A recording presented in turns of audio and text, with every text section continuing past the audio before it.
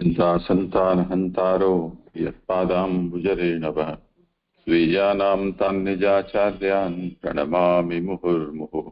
यदनुग्रहतो जन्तुः सर्वदुःखातिगो भवेत् तमहं सर्वदा वन्दे श्रीमद्वल्लभनन्दनम्। अज्ञानतिमिरान्धस्य ज्ञानाञ्जनशलाकया चक्षुरुन्मीलितं येन तस्मै श्रीगुरवे नमः। नमामि हृदये शेषे लीलाक्षीराब्धिशायिनम् लक्ष्मीसहस्रलीलाभिः सेव्यमानं कलानिधिम्। चतुर्भिश्च त्रिभिस्तथा षड्भिर्विराजते योऽसौ पञ्चधा हृदये मम। करो आरंभ जीवनो वारो है।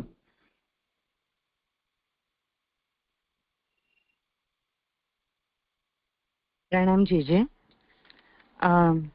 જીજે મહાપ્રભુજીની કૃપાથી આ વખતે પહેલી વાર પ્રસ્તુતિ કરી છે અને કાલના શ્લોકોમાં ઘણી બધી ભૂલો થઈ હતી, તે માટે ક્ષમા ચાહું છું. હવે આગળનું નિરૂપણ કરું છું. શ્રીમદ ભાગવતનો આપણે પહેલા સ્કંદનું અવગાહન કરી રહ્યા છીએ. તેના અંતર્ગત બીજો અધ્યાય શરૂ છે. આ અધ્યાયમાં સુતજી શૌનકજીના પ્રશ્નોના જવાબો આપે છે અને 16મા શ્લોકથી આરંભીને 7 શ્લોકો સુધી ઉત્તમ ભક્તિ ને જ્ઞાનનું નિરૂપણ થઈ રહ્યું છે. તો 16મા શ્લોકમાં એમ આવ્યું કે જે લોકો શ્રવણ કરવાની ઈચ્છા રાખે છે અને શ્રદ્ધાશીલ છે તે લોકોને તીર્થોનું સેવન કરે છે અને મહાન પુરુષોની સેવાથી તેમને વાસુદેવની કથામાં રુચિ થાય છે. જ્યારે આવી રીતે વાસુદેવની કથામાં રુચિ થાય છે ત્યારે સત્પુરુષોના મિત્ર ભગવાન તેમના હૃદયમાં બિરાજીને અભદ્રોનો શિથિલ કરે છે. આ રીતે અભદ્રો જ્યારે લગભગ નષ્ટપ્રાય થાય છે ત્યારે નૈષ્ઠિકી ભક્તિનો ઉદય થાય છે. પછી 19મા શ્લોકમાં આપણે જોયું કે ચિત્ત જે છે તે હવે કામ, ક્રોધ, લોભ જેવા રજસ અને તમો ગુણથી વિંધાવાનું નથી અને સત્વગુણમાં રહીને તે પ્રસન્ન રહે છે. આવા પ્રસન્ન ચિત્તથી ભગવત સ્વરૂપનું જ્ઞાન થશે અને આ જ વિષય જે ભગવત સ્વરૂપનું જ્ઞાન થવાનું છે તે 20મા શ્લોકમાં આવશે. હવે હું 55 પેજ પર શરૂઆત કરું છું ઉત્થાનિકા 20મા શ્લોકની. તેથી જે પ્રાપ્ત થયું તે નીચેના શ્લોકથી કહે છે. શ્લોકાર્થ લઉં છું. એવી રીતે પ્રસન્ન મનવાળા થયેલા અને સંગ તજેલાને ભગવાનની ભક્તિના સંબંધથી ભગવત તત્વોનું ઉત્તમ જ્ઞાન થાય છે. સુબોધિનીમાં એવી રીતે ઉપર કહેલા પ્રકારથી સ્થિર સાધનની પરંપરાથી પ્રસન્ન થયેલું છે મન જેનું તેને જ્ઞાન થાય છે.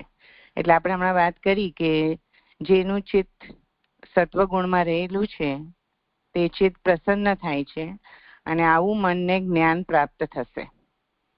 મન સત્વરૂપ થતા સત્વથી જ્ઞાન થાય છે. ગીતાજીનો શ્લોક 14-17માં એ વાક્ય પ્રમાણે સર્વ વસ્તુઓનું તત્વજ્ઞાન થાય છે, પરંતુ ભગવાનના સ્વરૂપનું જ્ઞાન થતું નથી, કારણ કે ભગવાન ગુણથી પર હોવાથી ગુણના કાર્યથી જણાય તેવા નથી. ગીતાજીનો જે 14-17નો શ્લોકાર્થ છે, સત્વથી જ્ઞાન થાય છે તેમજ રજોગુણથી લોભ જ થાય છે અને તમોગુણથી પ્રમાદ, મોહ અને અજ્ઞાન થાય છે. એટલે હવે આમાં એમ સમજાવે છે કે જ્યારે પ્રસન્ન ચિત્તને જ્ઞાન થાય છે તો આ જ્ઞાન વસ્તુઓનું તત્વ જ્ઞાન છે, પણ ભગવાનના સ્વરૂપનું જ્ઞાન નથી થતું. આ કારણ એનું એમ છે કે ભગવાન ગુણાતીત હોવાથી આવા ચિત્તને ભગવાનનું સ્વરૂપનું જ્ઞાન નહીં થાય. તેથી ભગવાનની ભક્તિના સંબંધથી એમ કહેલું છે. એટલે જે મૂળમાં આપેલું છે કે ભગવત ભક્તિ યોગતઃ એમ સમજાવે છે કે અંતઃકરણની પ્રસન્નતા ભક્તિ માટે જ છે.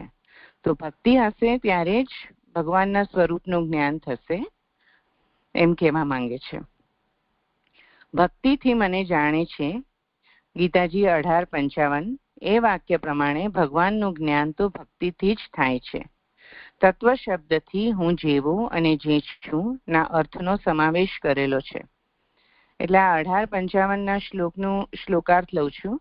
પછી હું તત્વથી જેટલો અને જે છું તેમ મને ભક્તિથી જાણે છે. મન તત્વથી જાણે પછી મારામાં પ્રવેશ કરે છે. એટલે હવે આમાં એમ સમજાવે છે કે ભક્તિથી જ ભગવાનનું તત્વનું જ્ઞાન થશે. ભગવત તત્વ જે કહેવાય છે એનું જ્ઞાન થશે. અને જે મૂળમાં લખ્યું છે કે ભગવત તત્વ વિજ્ઞાનમ, તો એ તત્વથી એમ સમજવાનું છે કે હું જેવો અને જે છું. એટલે જ્યારે ભગવાનનું તત્વ આપણે જાણશું કે ભગવાન કેવા છે અને શું છે, તો એનો અર્થ આ રીતે સમજાવવા માંગે છે. પછી જે ભગવત તત્વ વિજ્ઞાનમનું વી આવે છે, એ વીને સમજાવતા કહે છે કે વી એટલે ઉત્તમ શબ્દથી હથેળીમાં રહેલા આમળાના જ્ઞાનની પેઠે ઉત્તમ જ્ઞાન કહેવાનું ઈચ્છેલું છે.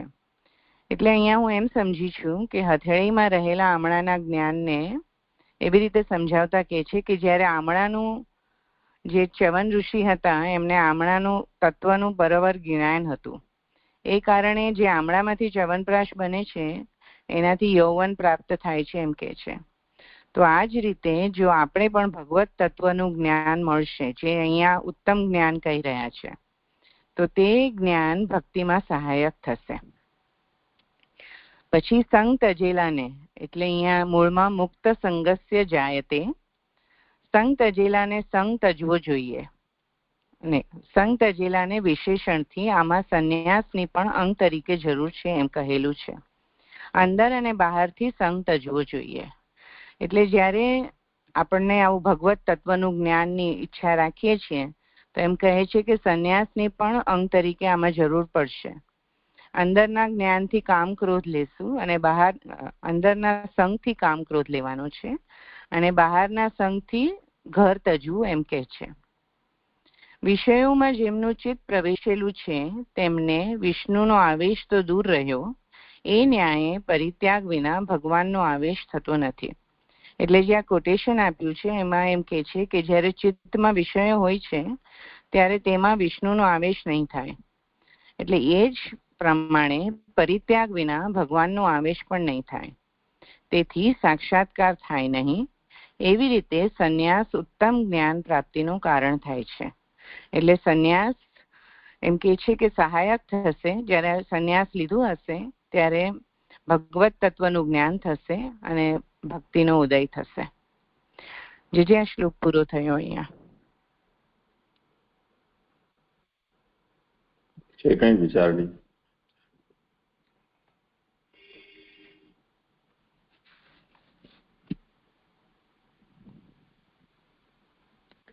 દંડવત પ્રણામ જીજે. જીજે અહીંયા જે કોટેશન આપેલું છે ને, હથેળીમાં રહેલા આમળાના જ્ઞાનની પેઠે ઉત્તમ જ્ઞાન કહેવાનું ઈચ્છેલું છે. કોટેશન નથી પણ જીજે એ લીટી નથી સમજાતી, એને કેવી રીતના સમજવાનું છે? હાથના અંદર કોઈ વસ્તુ રહેલી હોય તો એનું જ્ઞાન થવામાં કોઈને તકલીફ ન પડે. ખાલી નજર કરો અને દેખાઈ જાય. દૂર પડેલી કે આડી અવડેલી વસ્તુ હોય તો એને આપણે જાણવામાં થોડી તકલીફ પડે. એવી રીતે જે આ રીતે શુદ્ધ ચિત્ત વાળો થયેલો છે, સંગ જેને છોડી દીધો છે, એને ભક્તિના સંબંધથી ભગવત તત્વનું જ્ઞાન એવી રીતે થઈ જાય છે કે જેમ હથેળીમાં રહેલું આંબળું ઝટથી દેખાઈ જાય. જીજે મારા નિરૂપણમાં આમાં ભૂલ થઈ હતી, ક્ષમા જીજે. ના વાંધો નહીં. આ તો ફ્રેઝ છે સંસ્કૃતની અંદર, કરતલા મલકવત એમ હોય છે. જેમ હાથ હિન્દીમાં એના પેરેલલ હાથ કંગન કો આરસી ક્યા. આપણે મોડું જોવું હોય તો આપણને કાચની જરૂર પડે, પણ હાથમાં બંગડીઓ પહેરી હોય તો એના માટે આપણને આરસીની જરૂર નથી હોતી, બીજા કોઈ સાધનની. આંખથી જ દેખાઈ જાય છે. એ રીતે અહીંયા કરતલા મલકવત આ એક ન્યાય છે.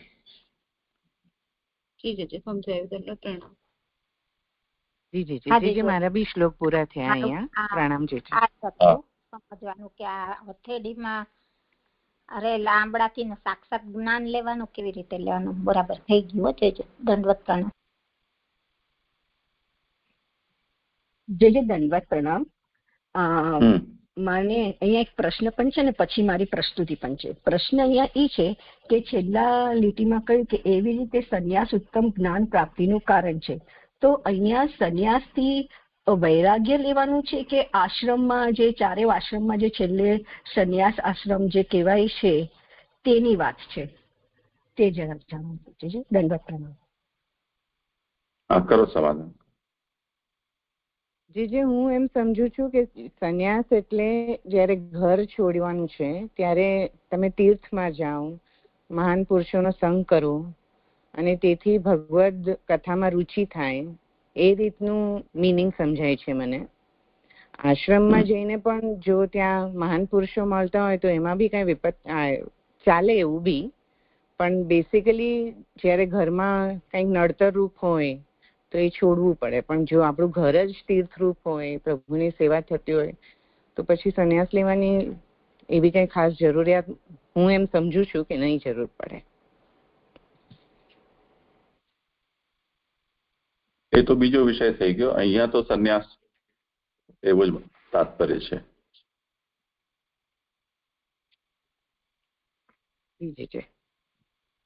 જી દંડવત પ્રણામ. જી મને પ્રશ્ન છે, મારી પ્રસ્તુતિ છે, કરું? હા. તો હવે શ્લોક 21 પાના નંબર 56 ઉત્થાનિકા. એ પ્રમાણે ઉત્તમ જ્ઞાન થાય ત્યારે જે ફળ પ્રાપ્ત થાય છે તે નીચેના શ્લોકથી કહે છે. અહીંયા એ પ્રમાણે ઉત્તમ જ્ઞાન એટલે કે એમના 22મા શ્લોકમાં જે જણાવ્યું કે સંત તજેલાને ભગવાનની ભક્તિના સંબંધથી ભગવત તત્વનું જે જ્ઞાન થાય છે તે જ્ઞાન, અને તે જ્ઞાનથી જે ફળ પ્રાપ્ત થશે તે હવે આ 21મા શ્લોકમાં કહે છે. શ્લોક: ભિત્યતે હૃદય ગ્રંથિ છિદ્યન્તે સર્વ સંશય શ્રિયન્તે ચ અસ્ય કર્માણિ દ્રષ્ટ એવ આત્મનિ ઈશ્વરે. શ્લોકાર્થ: આત્મામાં ઈશ્વરનો અનુભવ થતા જ આના હૃદયની ગાંઠ ભેદાય છે, સર્વ સંશયો દૂર થાય છે અને કર્મનો ક્ષય થાય છે. સુબોધિની: ચેતન અને જળની ગાંઠ અવિદ્યાનું પરિણામ છે, તે જ્ઞાનથી દૂર થાય છે. જેનું જ્ઞાન થાય ત્યારે આ સર્વ સારી રીતે જણાય છે. એ વાક્ય પ્રમાણે સર્વ વસ્તુઓનું યથાર્થ જ્ઞાન થાય ત્યારે સર્વ સંદેહો દૂર થાય છે. અહીંયા જે ચેતન જળની ગાંઠ જે કીધી તે ચેતન એટલે કે આત્મા અને જળ એટલે દેહ, અને આત્મા અને દેહની ગાંઠ એટલે દેહને જ આત્મા માની લે તે ગાંઠ જે અવિદ્યારૂપી છે, જે મૂળમાં કહ્યું ભિદ્યતે હૃદય ગ્રંથિ, અને આ જે જ્ઞાનથી દૂર થાય છે.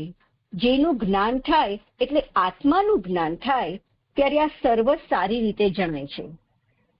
તેથી સર્વ વસ્તુનું યથાર્થ જ્ઞાન થાય અને સર્વ સંદેહ દૂર થાય, જે મૂળમાં કહ્યું છિદ્યન્તે સર્વ સંશય. આગળ: મિથ્યા જ્ઞાનરૂપ જલથી સિંચાયેલું આત્મારૂપ ભૂમિમાં કર્મનું બીજ વૃદ્ધિ પામે છે, પરંતુ તત્વજ્ઞાન રૂપ તાપથી જલ સુકાઈ જવાથી ખરાબો થયેલી ભૂમિમાં તે વૃદ્ધિ પામતું નથી, તેથી તેના કર્મોનો પણ ક્ષય થાય છે. આ સર્વ હર કોઈ પ્રકારે પ્રાપ્ત થયેલા જ્ઞાનનું પરિણામ નથી, પરંતુ બ્રહ્મ અને આત્માની એકતાના અનુભવનું પરિણામ છે. એમ આત્મામાં ઈશ્વરનો અનુભવ થતા શબ્દોથી કહેલું છે. ભગવાનનો આત્મા તરીકે અનુભવ થાય ત્યારે આ પરિણામ થાય, બીજા પ્રકારે થતું નથી એવો એવ શબ્દથી અર્થ કરેલું છે.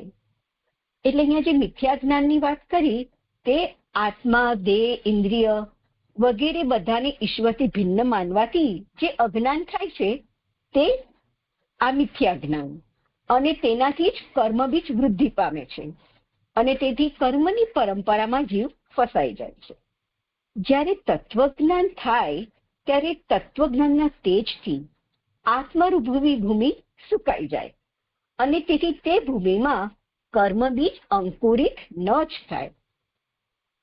અને આ જાતનું તત્વજ્ઞાન બીજા કોઈ જ્ઞાનથી નહીં, પરંતુ બ્રહ્મ અને આત્માના એકતાના જ્ઞાનથી જ થઈ શકે, જે અહીં એવકારથી દ્રષ્ટે એવ આત્મની ઈશ્વરેથી કહ્યું છે.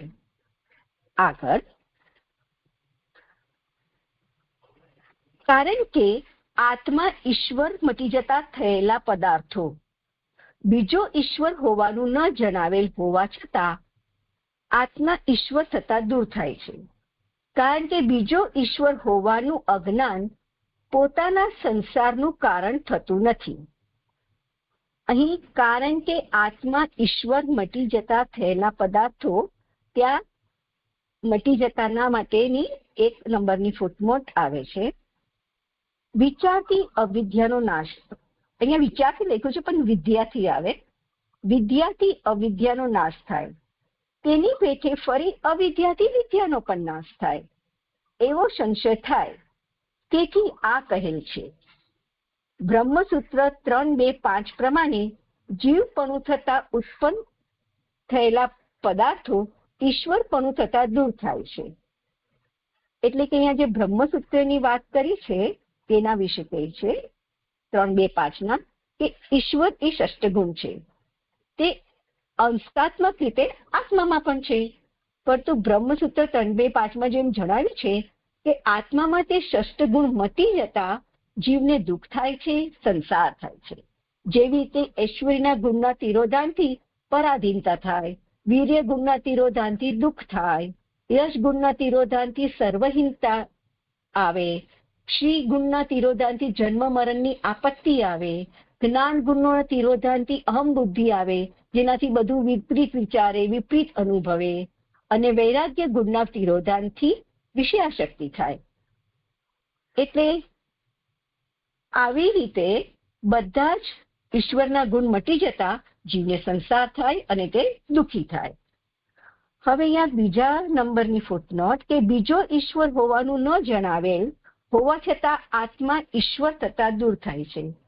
તો બીજા નંબરની ફૂટનોટ કહે છે કે અહીં પ્રકાશમાં જાતે અપી પાઠ જણાય છે, બીજો ઈશ્વર થાય ત્યારે પણ તે દૂર થતા નથી, ન નિવર્તન તે, એમ પ્રકાશકાર કહે છે. છપાયેલ સુબોધિનીમાં આવો પાઠ નથી. એટલે કે અહીંયા જે કીધું પ્રકાશમાં કે બીજો જો આત્માથી જુદો બીજો ઈશ્વર થાય ત્યારે એને સંસાર દૂર થતો નથી.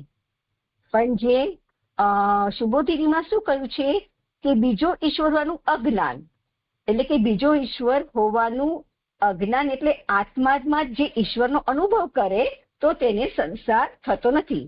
આમ તો વાત બંને એક જ છે, પણ એક નહીં હોવાથી કહે છે ને એક હોવાથી કહે છે.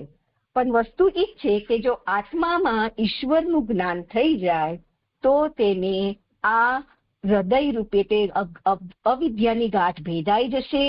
તેને પછી આ જે વિદ્યાથી અવિદ્યાથી અને અવિદ્યાથી વિદ્યાની સાયકલ પણ મટી જશે અને એના કર્મકનો ક્ષય પણ થઈ જશે.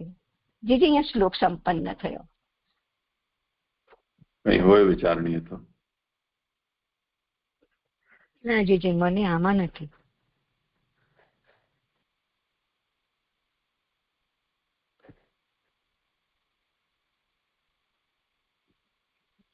જે દંડવત પ્રણામ. આ છેલ્લી 3 લાઈન બહુ સ્પષ્ટ નથી થતી, શું કહેવાનું તાત્પર્ય છે બહુ સમાન નથી પડી.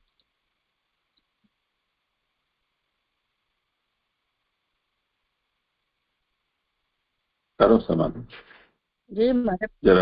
મારે પણ એ છે કે આત્મા પ્રશ્ન પહેલા સ્પષ્ટ કરો. હા, એટલે હું પાછી કહું છું પ્રશ્ન. અહીંયા જે કહ્યું કે ભગવાનનો આત્મા તરીકે અનુભવ થાય ત્યારે આ પરિણામ થાય, જે આ કર્મનો ક્ષય ને જે ઉપર કહ્યું, પછીનું જે વાત છે બીજા પ્રકારે નથી થતું, એની માટે એવ કહ્યું છે. કારણ કે આત્મા ઈશ્વર મટી થતા થયેલા પદાર્થોને બીજો ઈશ્વર, એ બધું એને કહ્યું પણ બહુ ક્લેરિટી નથી આવતી કે શું કહેવા માંગી રહ્યા છે.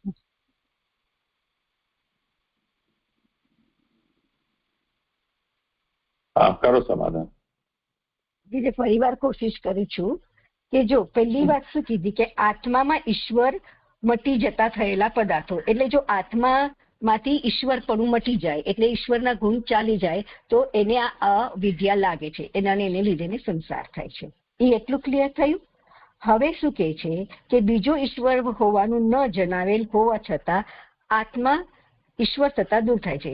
એટલે કે આત્માથી કોઈ બીજો ઈશ્વર છે એવું જ્યારે એને ન થાય ને અને આત્માનેમાં જ એને ઈશ્વરનો અનુભવ થાય ત્યારે તેને આ જે સંસાર કે દુઃખ કે જે અવિદ્યા છે તે બધું દૂર થઈ જાય છે.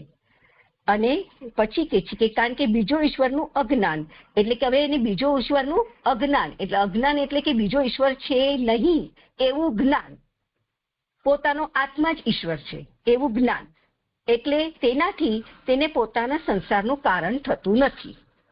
આ એને આત્મામાં ઈશ્વરનો અનુભવ થાય છે એટલે એને કોઈ સંસાર થતો નથી. જે મને આટલું સમજાયું, બાકી આપ કૃપા કરી સ્પષ્ટ કરો. હા, જોઈએ. થયું સમાધાન? ના છે નથી બહુ ખબર પડતી. બીજો ઈશ્વર ને પહેલી લાઈન બરાબર થયું, આત્મા ઈશ્વર મટી જતા થયેલ પદાર્થ થોડુંક સમજાયું પણ નથી બહુ સમજ પડી છે.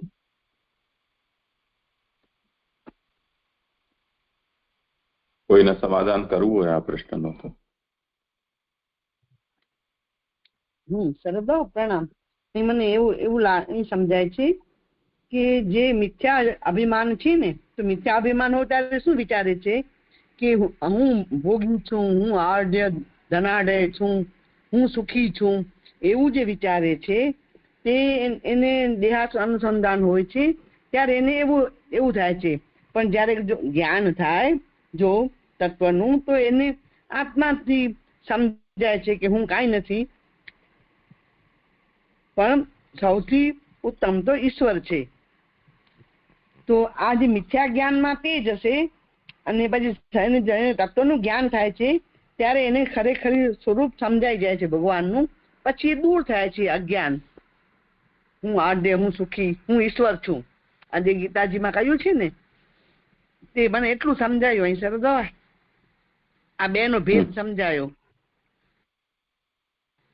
આમાં વાત એ સમજવાની છે કે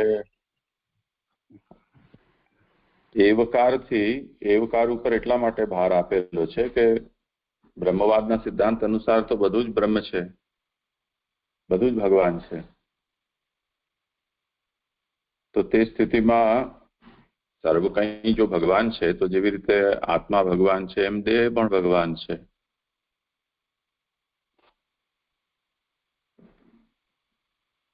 તો એવું શું થઈ રહ્યું છે કે દેહ આદિને ભગવદ રૂપ જાણવા છતાં સંસારની નિવૃત્તિ નથી થતી, પણ સંસાર બંધન થઈ રહ્યું છે. અને આત્માને જાણવાથી જ, ભગવદ રૂપ જાણવાથી જ દેહાધ્યાસની નિવૃત્તિ થઈ રહી છે. તો એ વાત અહીંયા સમજાવી રહ્યા છે કે અવિદ્યાએ જે ચિત અને અચિતને બાંધ્યા છે અને એને કારણે જે અચિદરૂપ દેહાદી છે એના અંદર ચિદ્રૂપતાનો ભ્રમ થઈ રહ્યો છે. તો આ જે થઈ રહ્યું છે અવિદ્યાનું કાર્ય છે, એ વિદ્યાથી નિવૃત્ત થશે. વિદ્યા કઈ જાતની? યસ્મિન જ્ઞાતે સર્વમિદં વિજ્ઞાતમ ભવતી. જેને જાણી લેવાથી આ બધું જ જણાઈ જાય છે. આ પ્રકારની વિદ્યા. તો જે વસ્તુ માત્ર છે એના યથાર્થ જ્ઞાનથી બધા સંદેહ નિવૃત્ત થાય છે. આ વાત આ આરંભમાં સમજાવી. એનો પ્રભાવ કેવી રીતે પડે છે કે જેવી રીતે ઉપજાઉ ભૂમિ હોય એ ભૂમિ ઉપર આકરો તાપ પડે તો એ ભૂમિ ઉષર થઈ જાય અને તે પછી એની અંદર પછી અન્ય કોઈ વનસ્પતિનો ઉદ્ભવ થઈ ન શકે. એવી રીતે અહીં પણ ફરીથી પાછા કર્મ બીજો છે એનો નાશ થઈ જવાથી આગળ એની પરંપરા ચાલતી નથી. પણ આ બધી વસ્તુઓ છે એ ગમે તેમ જે કોઈ જ્ઞાન પ્રાપ્ત કર્યું હોય એ જ્ઞાનથી આ વસ્તુ થતી નથી, પરંતુ બ્રહ્મ અને આત્માના ઐક્યના અનુભવ થવા પર આ વસ્તુ સંભવ છે. તો જ્યારે આત્મા તરીકે ભગવાનનો અનુભવ થાય ત્યારે એનો આ પ્રભાવ પ્રકટ થાય છે. તે સિવાય થતો નથી. એ વાતને સમજાવવા માટે અહીંયા એવકારનો પ્રયોગ કર્યો છે. હવે જે પણ પદાર્થો છે એમાં અનિશ્વરતાનો બોધ થઈ રહ્યો છે, એનું જ્યારે ઈશ્વરત્વનું જ્ઞાન થાય છે ત્યારે એના અંદર જે તિરોહિત થયેલા ઈશ્વર્યાદિ છે એ પ્રકટ થઈ જાય છે. આ એક સામાન્ય પ્રક્રિયા છે. એ વાતને અહીંયા સ્પષ્ટીકરણ આપી રહ્યા છે. અંતમાં જે આ તમને કઠિનાઈ આવી રહી છે એના સંબંધમાં કહી રહ્યો છું કે આત્મા ઈશ્વર મટી જતા થયેલા પદાર્થો બીજો ઈશ્વર હોવાનું ન જણાયેલ હોવા છતાં આત્મા ઈશ્વર થતા દૂર થાય છે. અનુવાદ થોડો અટપટો છે, પણ તાત્પર્ય એ છે કે આત્મનો હિ અનિશ્વરત્વેન જાતા પદાર્થા ઈશ્વરત્વેન નિવર્તન્તે. જે વખતે અવિદ્યાનો સંસર્ગ થયો અને એને કારણે આત્મા પોતાને દેહ ધર્મવાળી માનતી થઈ ગઈ, તો એમ સમજો કે અવિદ્યા સંસર્ગથી આત્મા છે એ અનિશ બની ગઈ, જે ભગવદ રૂપ હોવા છતાં પણ. તો ઈશ્વરત્વેન જાતા પદાર્થા ઈશ્વરત્વેન નિવર્તન્તે. અને અન્યસ્ય ઈશ્વરત્વે જ્ઞાતેપી. હવે જયારે બીજા પદાર્થ છે એને આપણે ઈશ્વર તરીકે જાણ્યું, તેમ છતાં પણ મૂળભૂત જે અવિદ્યા છે એ અવિદ્યા તો રહેલી જ છે. તો આત્માની અંદર જે ક્ષુદ્રત્વ ધર્મો કે અનિશત્વ વગેરે જે ધર્મો છે એ ધર્મોની જે પ્રતીતિ થઈ રહી છે એ તો નિવૃત્ત થઈ નથી.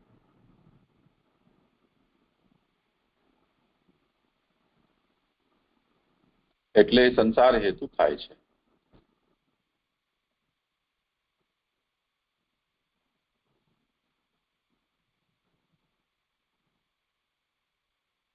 હા જીજી, ખબર પડી. પ્રણામ જીજી.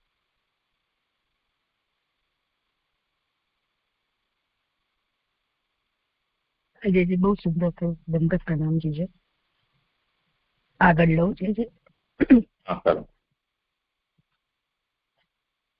હવે શ્લોક 22 ની ઉત્થાનિકા એ પ્રમાણે આખા પ્રકરણનો અર્થ કહીને પુરુષના પ્રયત્નનો ક્યાં અંત આવે એવો સંદેહ તથા પુરુષે કઈ બાબતમાં પ્રયત્ન કરવાનો છે તે નીચેના શ્લોકમાં કહે છે.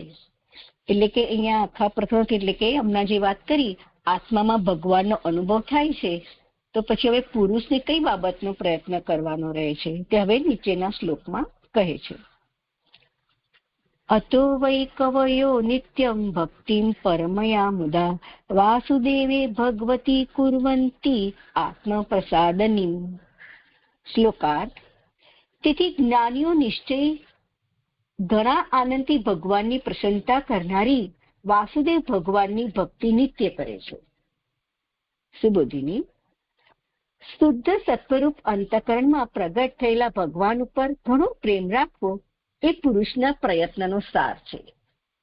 તેનાથી ભગવાનની પ્રસન્નતા અથવા અંતઃકરણમાં ભગવાનનો સાક્ષાત્કાર એ ફળ નિશ્ચય પ્રાપ્ત થાય છે એવો પોતાનો નિશ્ચય છે.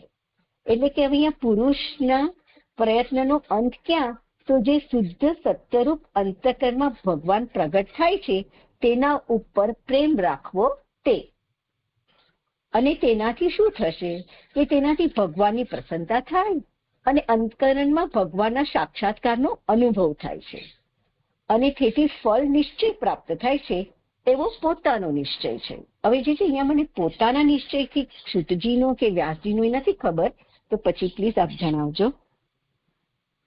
હવે આગળ, કવિઓ શબ્દોના તાત્પર્યને જાણનારા હોય છે. શબ્દના બળનો વિચાર કરવાથી આવો અર્થ હોવાની ખાતરી થાય છે, એવો ભાવ છે. કવિઓ એટલે અહીંયા વ્યાસજી જેવા કવિઓ એ તાત્પર્યને જાણનાર હોય છે.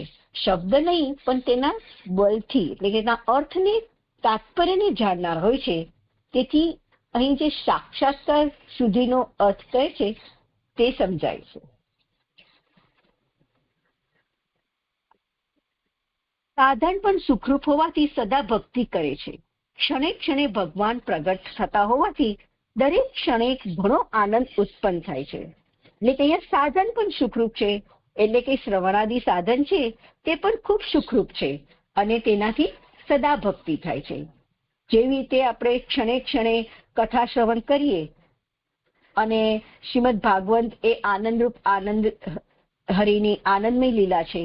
તો જેમ મહાપ્રભુજી કીધું છે સપ્તધા રીતે કે ભાગવતજીના સ્વરૂપને કહે છે કે દરેક સ્કંદ, પ્રકરણ, અધ્યાય, પદ, શબ્દ વગેરે એ બધામાં ક્ષણે ક્ષણે આનંદ પ્રગટ થાય છે.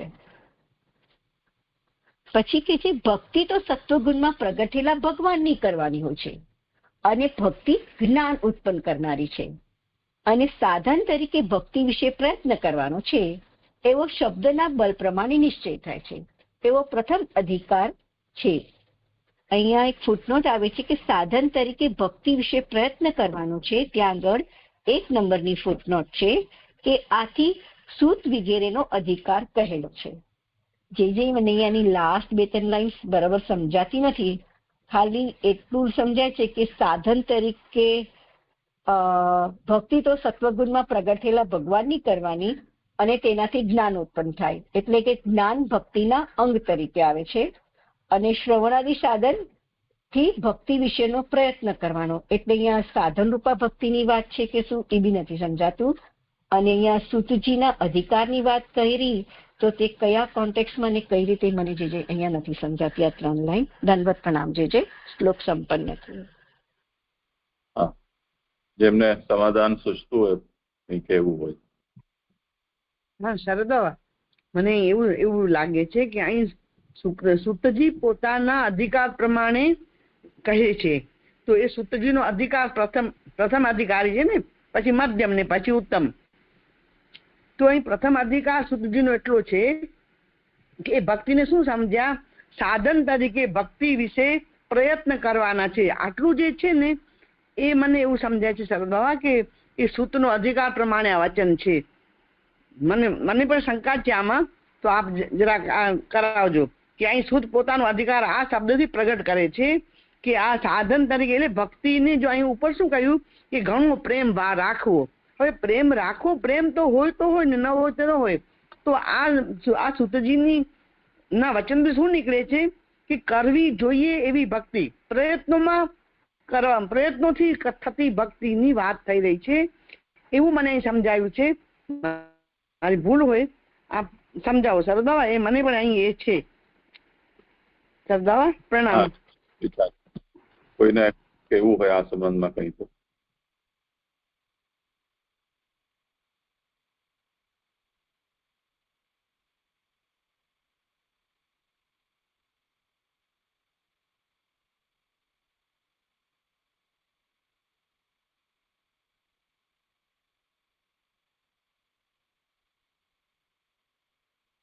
હા જેથી દંડવત પ્રણામ. જેથી એમાં જે કહ્યું ને કે ભક્તિ તો સત્વગુણમાં પ્રકટ થયેલા ભગવાનની કરવાની હોય છે, એટલે એવું પણ એ પ્રથમ અધિકાર છે. એટલા માટે જ એવું સમજી રહ્યા છે કે ભક્તિ કોની કરવી, સત્વગુણમાં પ્રકટ થયેલા, એટલે સત્વગુણના જે અધિષ્ઠાતા દેવ છે વિષ્ણુ, એમની ભક્તિ, એવા ભગવાનની ભક્તિ કરવાની છે. અને જે ભક્તિ છે એટલે જ કહ્યું કે સત્વગુણ જયારે પ્રકટ થાય છે પોતાનામાં પણ તો સત્વાત સંજાય તે જ્ઞાનમ. એ રીતે જે ભક્તિ પણ કરી રહ્યા છે એ ભક્તિ કેવી બને છે, તો જ્ઞાન ઉત્પન્ન કરનારી જ બને છે. અને સાધન તરીકે ભક્તિ વિશે પ્રયત્ન કરવાનો છે, એટલે કે સાધન તરીકે ભક્તિ અને એનાથી પ્રાપ્ત થશે જ્ઞાન, એટલે સાધન તરીકે ભક્તિનો ઉપયોગ કરવાનો છે. એવો અહીંયા નિશ્ચય કરી રહ્યા છે, શબ્દના બળ પ્રમાણે નિશ્ચય થાય છે. એટલા માટે અહીંયા જે સૂતજીનો કહેવાનું તાત્પર્ય છે, તો સૂતજીનો જો આવો ભાવ છે એટલા માટે જ અહીંયા કહી રહ્યા છે કે એમનો પ્રથમ અધિકાર અહીંયાથી બતાવેલો છે કે એમનો આવો અધિકાર જ એવો છે કે એમને આવું જ્ઞાન થઈ રહ્યું છે, બસ કે સત્વગુણમાં પ્રકટ થયેલા ભગવાનની ભક્તિ કરવાની છે. એટલું મને જે સમજાય છે. દંડવત પ્રણામ જે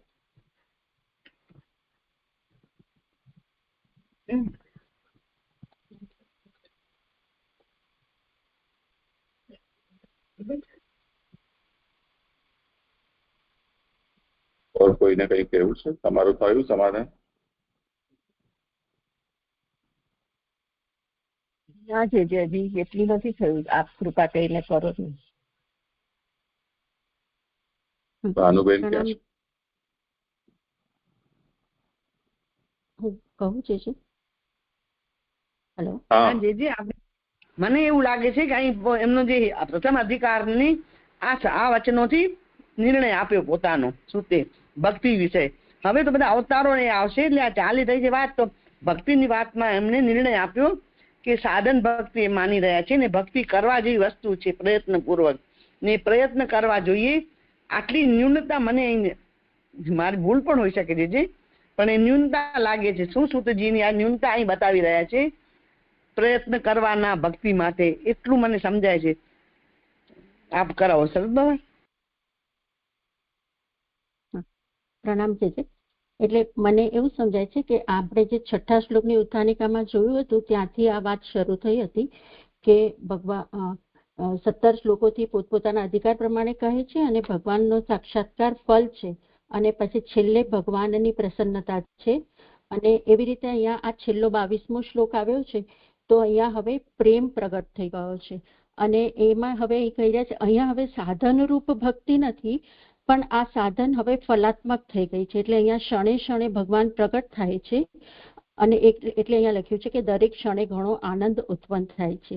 અને પછી એ ભક્તિ કેવી રીતે ઉત્પન્ન થઈ એટલે સત્વગુણ બધા, એટલે અહીંયા જે આપણે આગળ બી જોયું કે અંતઃકરણનો સ્વરૂપનો નાશ થયો છે એટલે હવે અહીંયા સત્વગુણ જ રહ્યો છે અને એમાં પ્રભુ બિરાજી રહ્યા છે અને આ ભક્તિ જ જ્ઞાન ઉત્પન્ન કરી રહી છે. એટલે અહીંયા જે નિરૂપણ કરવામાં આવ્યું છે કે પુરુષનો પ્રયત્નનો ક્યાં અંત આવે છે, તો અહીંયા હવે અંત એવી રીતે આવ્યો કે આ ફલરૂપા ભક્તિ થઈ ગઈ છે, એવું મને સમજાય છે. જેજી પ્રણામ છે.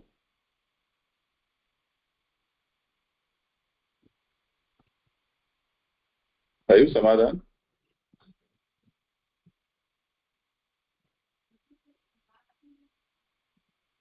આવી રીતે હોય તો થઈ ગયું પણ અહીંયા મારું ન થયું. માસી બોલો. સાંભળ, મને એવું થયું કે અહીં આ તો મહાપ્રભુ નિરૂપણ કરી રહ્યા છે જે પદે પદે જે કહે ને કે અર્થરૂપ હોવાથી 7 પ્રકારે પદે પદે નો આનંદ પ્રાપ્ત કરે છે જીવ. તો આ તો મને એવું લાગે છે મહાપ્રભુનું સુબોધની છે. પણ પછી જે આ વચન છે ને સૂત પોતાના અધિકારમાં કહી રહ્યા છે. બસ મને એટલું સમજવું છે કે વાત એમ છે કે બીજું છે એમ. આ બેલાએ કહ્યું ને મને હા, એટલે માસી અહીંયા મને એવું લાગે છે કે સૂતજીનો અધિકાર એટલા માટે અહીંયા કહ્યો કારણ કે એ બી આગળ જેમ જેમ આ કથા વધશે ને તો એવી રીતે સૂત અને સૌનકજીને પણ આગળ એમનો જે અધિકાર છે એના કરતા એમને વિશેષ ફળ જ મળી રહ્યું છે. એટલે અત્યારે એ સાધન રૂપા ભક્તિ કરી રહ્યા છે પણ છેલ્લે એમને ફળ તો પછી આજે કહ્યું ને ક્ષણે ક્ષણે ભગવાન પ્રગટ થતા હોવાથી એના માટે આ વચ્ચે આ એક લાઈન આવી હોય એવું મને સમજાય છે. જેજી પ્રણામ. જેજી હા બસ એટલે મને એવું નથી લાગતું એમાં. એટલે અહીંયા સોરી, હા મને એવું નથી લાગતું એમાં કારણ કે અહીંયા જે ભક્તિનું સ્વરૂપ સાધન પણ સુખરૂપ હોવાથી એ જે સ્વરૂપ બતાવી રહ્યા છે તો અહીંયા સાધન શું છે? ભક્તિ. તો ભક્તિનું સ્વરૂપ અહીંયા બતાવી રહ્યા છે કે ભક્તિનું સ્વરૂપ કેવું છે કે ક્ષણે ક્ષણે ભગવાન પ્રકટ થતા હોવાથી દરેક ક્ષણે ઘણો આનંદ પ્રાપ્ત થાય છે. પણ ભક્તિ કરવી કોનામાં એ પણ હજી સ્પષ્ટ સૂતજીને નથી કારણ કે ભક્તિ કરી અને પ્રાપ્ત તો પાછું જ્ઞાન જ કરવું છે.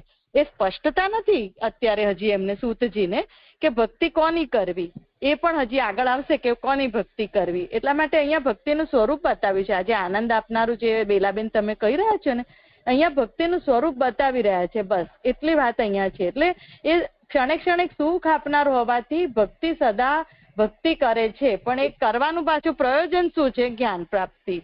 તો આ અર્થમાં એ અહીંયા સમજાય છે કે એક ભક્તિ કરી પણ રહ્યા છે, પણ એ જ્ઞાન પ્રાપ્તિ માટે જ, બસ, બીજું કોઈ પ્રયોજન નથી, એવી રીતે સમજાય છે.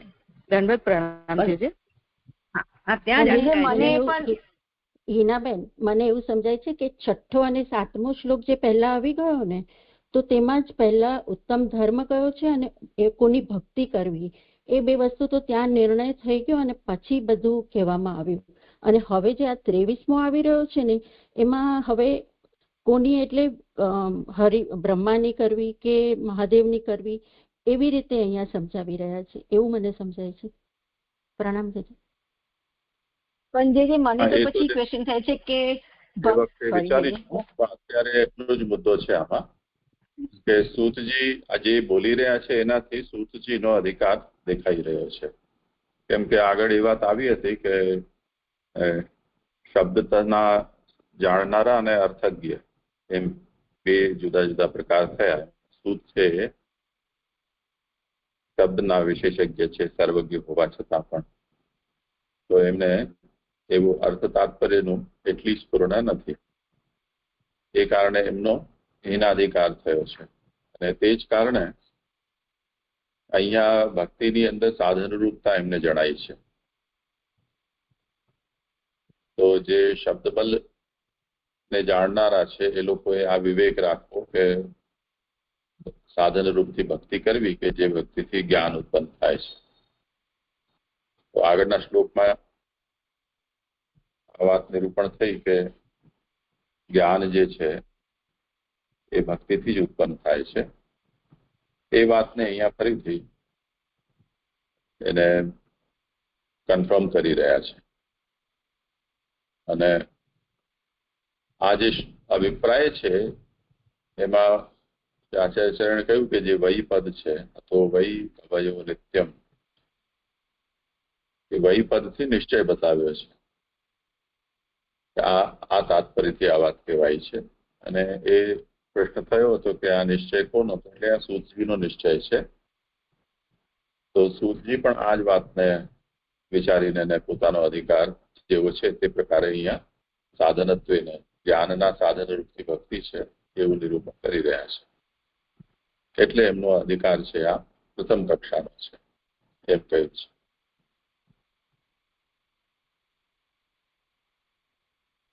હાજી, બહુ સુંદર થયું. હવે માસીને પૂછજો, માસીને હોય તો. ભાનુમાસી કરીએ આગળ?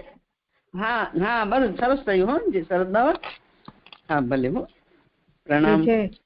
માં હજી એક પ્રશ્ન એ છે કે 11 થી 22 શ્લોકથી જે સેકન્ડ ક્વેશ્ચનનો આન્સર આપ્યો હતો, તો હવે એનું છેલ્લા 22માં જે કહ્યું એ જ સમજવું જોઈએ કે એનું કેવી રીતે થાય?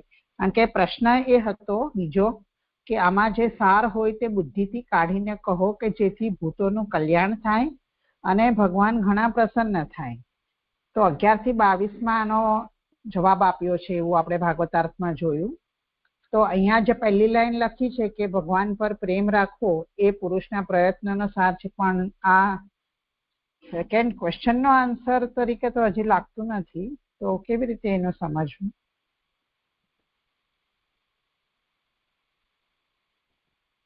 જે મને તો તે જ લાગે છે. પછી આ કૃપા કરીને જણાવો કે પ્રભુ પર પ્રેમ થવો આખું બધું થઈ ગયા પછી એને ભક્તિ થવી, તે જ મને તો અહીંયા લાગે છે.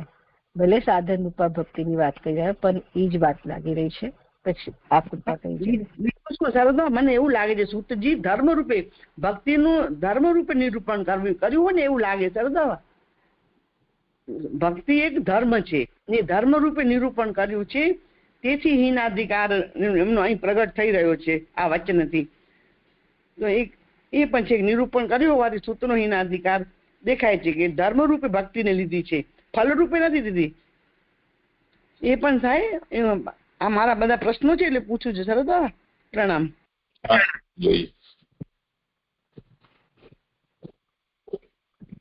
ધર્મ કહો ચાહે સાધન કહો, બધી એક જ વાત છે. અહીંયા એ જ તો કહી રહ્યા છે. સાધન તરીકે ભક્તિ વિશે પ્રયત્ન કરવાનો છે. પોતે શબ્દ નિષ્ણાત છે એટલે શબ્દ બલથી જે નિશ્ચય થઈ શકી રહ્યો છે તે કહી રહ્યા છે. જી સમજાયું.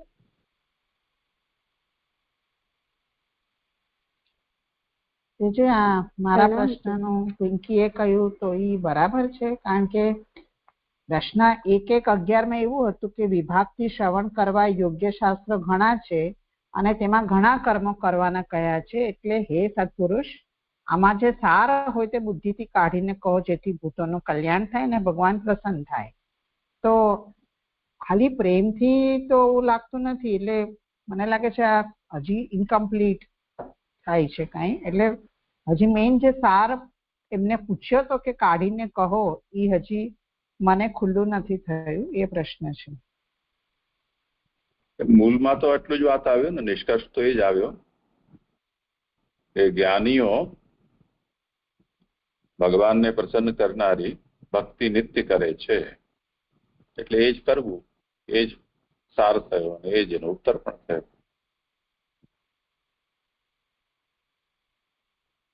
પણ એ આગળથી પણ લેવી પડશે ને કે આવી રીતે સત્વગુણમાં એ બધું જે આગળ આવેલું 16 થી બધું એ બધા કરીને ભગવાનની ભક્તિ પ્રસન્ન કરનારી થશે, એવું કઈ સમજવાનું? એ તો ભલે જે હોય, તો જેને જેવો અધિકાર હોય કે જે જ્યાં સુધી પહોંચ્યો હોય ત્યાંથી એ કરે, પણ મૂળ વાત તો અહીંયા અંતિમ વાત તો આ જ આવી. કૃષ્ણના પ્રયત્નોનો જે અંત છે એ વાસુદેવની ભક્તિ છે. એ સાર પણ સુતજી પોતાના હિસાબે કે છે ને, જો ભાગવતજી છે તો બધા એમાંથી સાર અલગ અલગ રૂપે નીકળશે ને, યથા અધિકાર જ સાર કાઢશે. તો સુતજીને આ સાર લાગ્યો, પારુલ મને એવું લાગે છે.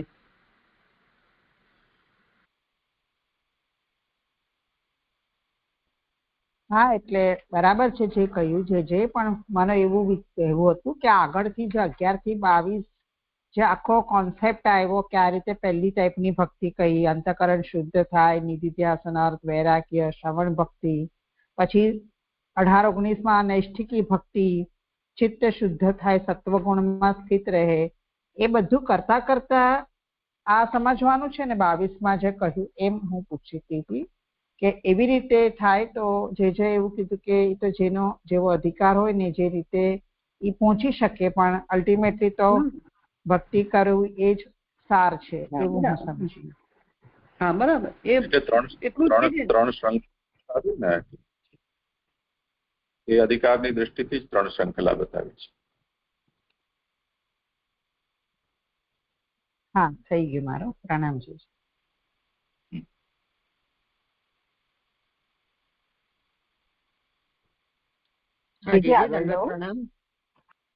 દંડવત પ્રણામ. હા, એ પારુલબેન જે કહેવા માંગે છે ને એ જ હું પણ કહેવા માંગતી હતી કે 16મા શ્લોકથી આપણે આને જોડીશું ને તો એ રીતનો જ મારો પણ આન્સર હતો. જે દંડવત પ્રણામ.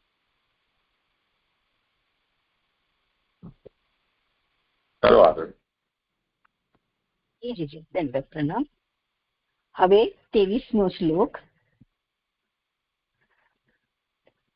પાના નંબર 57, કે અહીં 22મા શ્લોકમાં જણાવ્યું કે ભક્તિ તો સત્વગુણ વાળા ભગવાનની જ કરવી જોઈએ, કે જેનાથી અંતકરણમાં ભગવાનનો સાક્ષાત્કાર થાય અને ક્ષણે ક્ષણે આનંદ ઉત્પન્ન થાય. તો પ્રશ્ન થાય છે કે આવું ફળ શું શુદ્ધ રજોગુણ કે તમોગુણ વાળા ભગવાનની ભક્તિથી ન મળે? તો તેના માટે નીચેનો શ્લોક આવે છે, ઉત્થાનિકા. તેમાં ભક્તિ કોની કરવી તે વિષયમાં એવો સંદેહ છે કે સત્વમૂર્તિ વાળા ભગવાનની જ ભક્તિ કરવી એવો આ નિયમ કયો? રજોગુણ અને તમોગુણ વાળાની મૂર્તિ પણ ભક્તિ કરવાથી તેઓ પણ બ્રહ્મ હોવાથી જ્ઞાન પ્રાપ્ત થાય છે, અને તેથી વિષ્ણુની ભક્તિની પેઠે શિવ વગેરેની ભક્તિ પણ જ્ઞાન પ્રાપ્ત કરાવનારી છે, કારણ કે તેનામાં વિષ્ણુની સમાન બ્રહ્મપણું છે. એવી શંકા કરી તેનો નિર્ણય નીચેના શ્લોકથી આરંભી 5 શ્લોકથી કરે છે. શ્લોક: સત્તમ રજસ્તમ ઇતિ પ્રકૃતે ગુણાઃ તે યુક્તઃ પરપુરુષ એક તિય અશ્યધ્યતે સ્થિતિ આદયે હરિવિરંચી હરે હર ઇતિ સંજ્ઞા શ્રેયાંશી તત્ર ખલુ સત્વતનો નૃણામ સ્યુ. શ્લોકાર્થ: સત્વ, રજસ અને તમસ એ પ્રકૃતિના ગુણો છે. આ મોસ્ટ ઇમ્પોર્ટન્ટ. તેમનાથી જોડાઈ એક પર પુરુષ અહીં આ જગતની સ્થિતિ વગેરે માટે હરિ, વિરંચી અને હર એવા નામ ધારણ કરે છે. તે પૈકી ખરેખર સત્વ દેવાળાથી મનુષ્યોના શુભ ફલો પ્રાપ્ત થાય છે. હવે એટલે અહીંયા હરિ, વિરંચી ને હર કયું છે? તે હરિ એટલે વિષ્ણુ, વિરંચી એટલે બ્રહ્મા અને હર એટલે શિવજી, એવું તાત્પર્ય છે. હવે સુબુદ્ધિની: બ્રહ્મમાં પણ ભેદ ન હોવા છતાં પણ ઉપાધિના ભેદથી ફલમાં ભેદ થાય છે. પરંતુ કેટલાક વૈષ્ણવના મત પ્રમાણે બ્રહ્મના ચૈતન્ય સ્વરૂપમાં ભેદ થતો નથી. અહીંયા થોડું લાસ્ટ ટાઈમ કરેક્શન હતું કે ચૈતન્ય સ્વરૂપમાં ભેદ જેઓ માને છે તો તે અહીંયા થતો નથી, એવી વાત કહેવા માંગી રહ્યા છે મહાપ્રભુજી. એટલે કે અહીંયા બ્રહ્મમાં કોઈ ભેદ નથી, પરંતુ ઉપાધિના લીધે, એટલે કે અલગ અલગ ભગવાનના જે પાસા છે બ્રહ્મના, તેને લીધે ભેદ દેખાય છે. મધ્વાચાર્યના મતે બ્રહ્મ અને જીવ એવા બે ભેદ છે. તેઓ દ્વૈતવાદી છે. તેઓના મતે નારાયણ અને જીવ આમ બે એન્ટિટી છે. એટલે કે તેઓ નારાયણના રૂપમાં કોઈ ભેદ નથી માનતા, પણ જે ભેદ થાય તે જીવમાં થાય છે. એટલે તેઓના મતે બ્રહ્મા, શિવ એ પણ જે ભેદ છે તે જીવ તુલ્ય તેઓ ત્યાં એમને માને છે. અને આગળ કહે છે કે વળી તે ગુણો બ્રહ્મના નથી. એમાં 4 નંબરની ફૂટનોટ છે. મારી પહેલાની ફૂટનોટ રહી ગઈ. બ્રહ્મમાં પણ ભેદ ન હોવા છતાંમાં પણ, એટલે કે અહીંયા જે શંકા કરી છે ને એની નિંદા કરવા છે. અને આ ઉપાધિના ભેદથી, એટલે કે કાર્ય કરનારી હોવાથી, એટલે ઉપાધિ કાર્ય માટે ઉપાધિ લીધેલી છે એટલે એના ફલમાં ભેદ દેખાય છે. એટલે સ્વરૂપમાં, રૂપમાં એટલે ભેદ દેખાય છે. અને અહીંયા કેટલાક વૈષ્ણવના મતે, એટલે અહીંયા વૈષ્ણવના મત માટે જે 3 નંબરની ફૂટનોટ છે એટલે મધ્વાચાર્યના મતની વાત કરી કે તેઓ આવી રીતે માને છે. જ્યારે મહાપ્રભુજી શું કહે છે કે હવે તે આવે છે કે વળી તે ગુણો બ્રહ્મના નથી. એટલે કે આ ગુણો બ્રહ્મના નથી, પણ એ પ્રકૃતિના છે. અને જે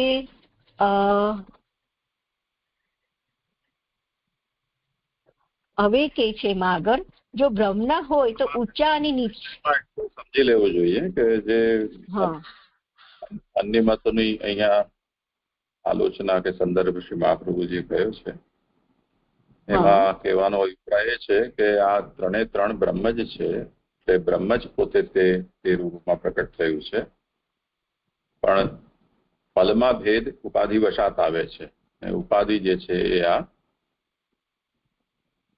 સાત્વિક, સત્વ, રજસ અને તમસ 3 ગુણો છે એની છે.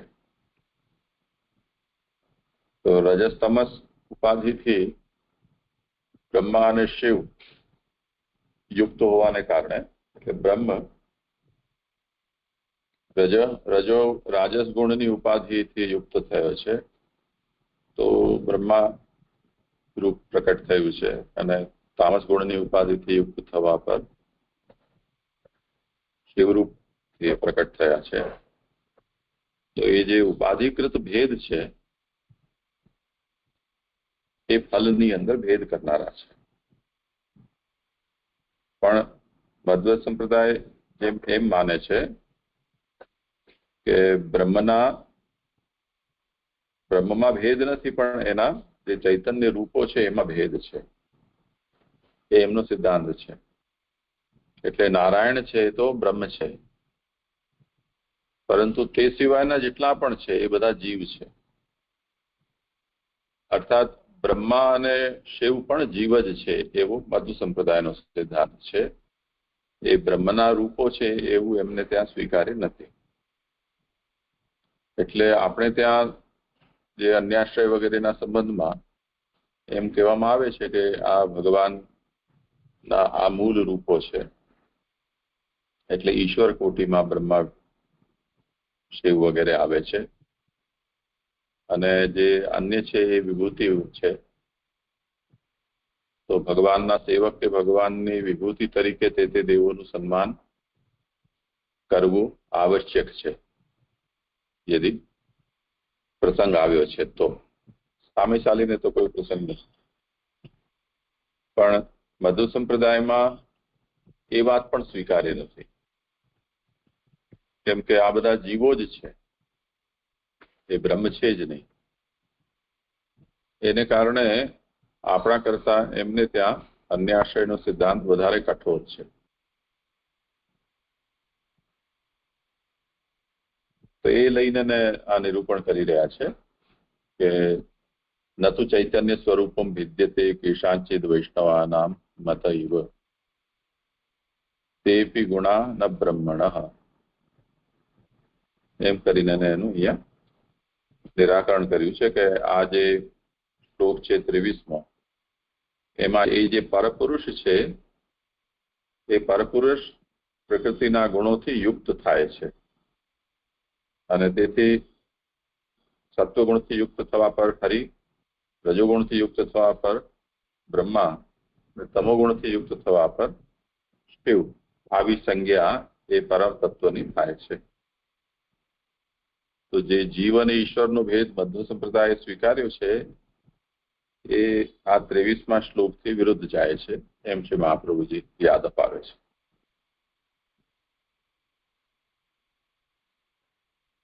જી જી જી. આ સર્વમાં કેટલી સૂક્ષ્મ વાત થઈ નહીં. આ મહાપ્રભુજીનું જે છે અભિપ્રાય એ કેટલી સૂક્ષ્મતાથી એ છે. હવે આ બધા જીવ થઈ ગયા તો કેટલી બધી કોઈ જડો જથા નહીં. આ તો કેટલી બધી કેટલું કરવું પડે, ઝીણું ઝીણું કાપીને કેટલું સમજાવવું પડે સર. તો એવું છે ને, આ તો સહેલું થઈ ગયું કાર્ય. હવે આને તો આ વાળી પાછા રજને તમને છૂટા કરવાના બ્રહ્મરૂપ હોવા છતાં પણ વળી પાછું એ સમજાવવું તો કેટલું આ બધું જટિલ કાર્ય છે સમજાવવા માટે, આચાર્ય માટે. એવું નહીં.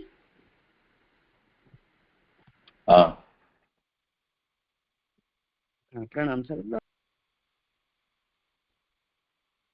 હવે આગળ, જો બ્રહ્મના હોય તો ઊંચા નીચા ગુણો તેને ઉત્પન્ન કરનાર હોવાથી સ્વરૂપ પણ જુદું થાય.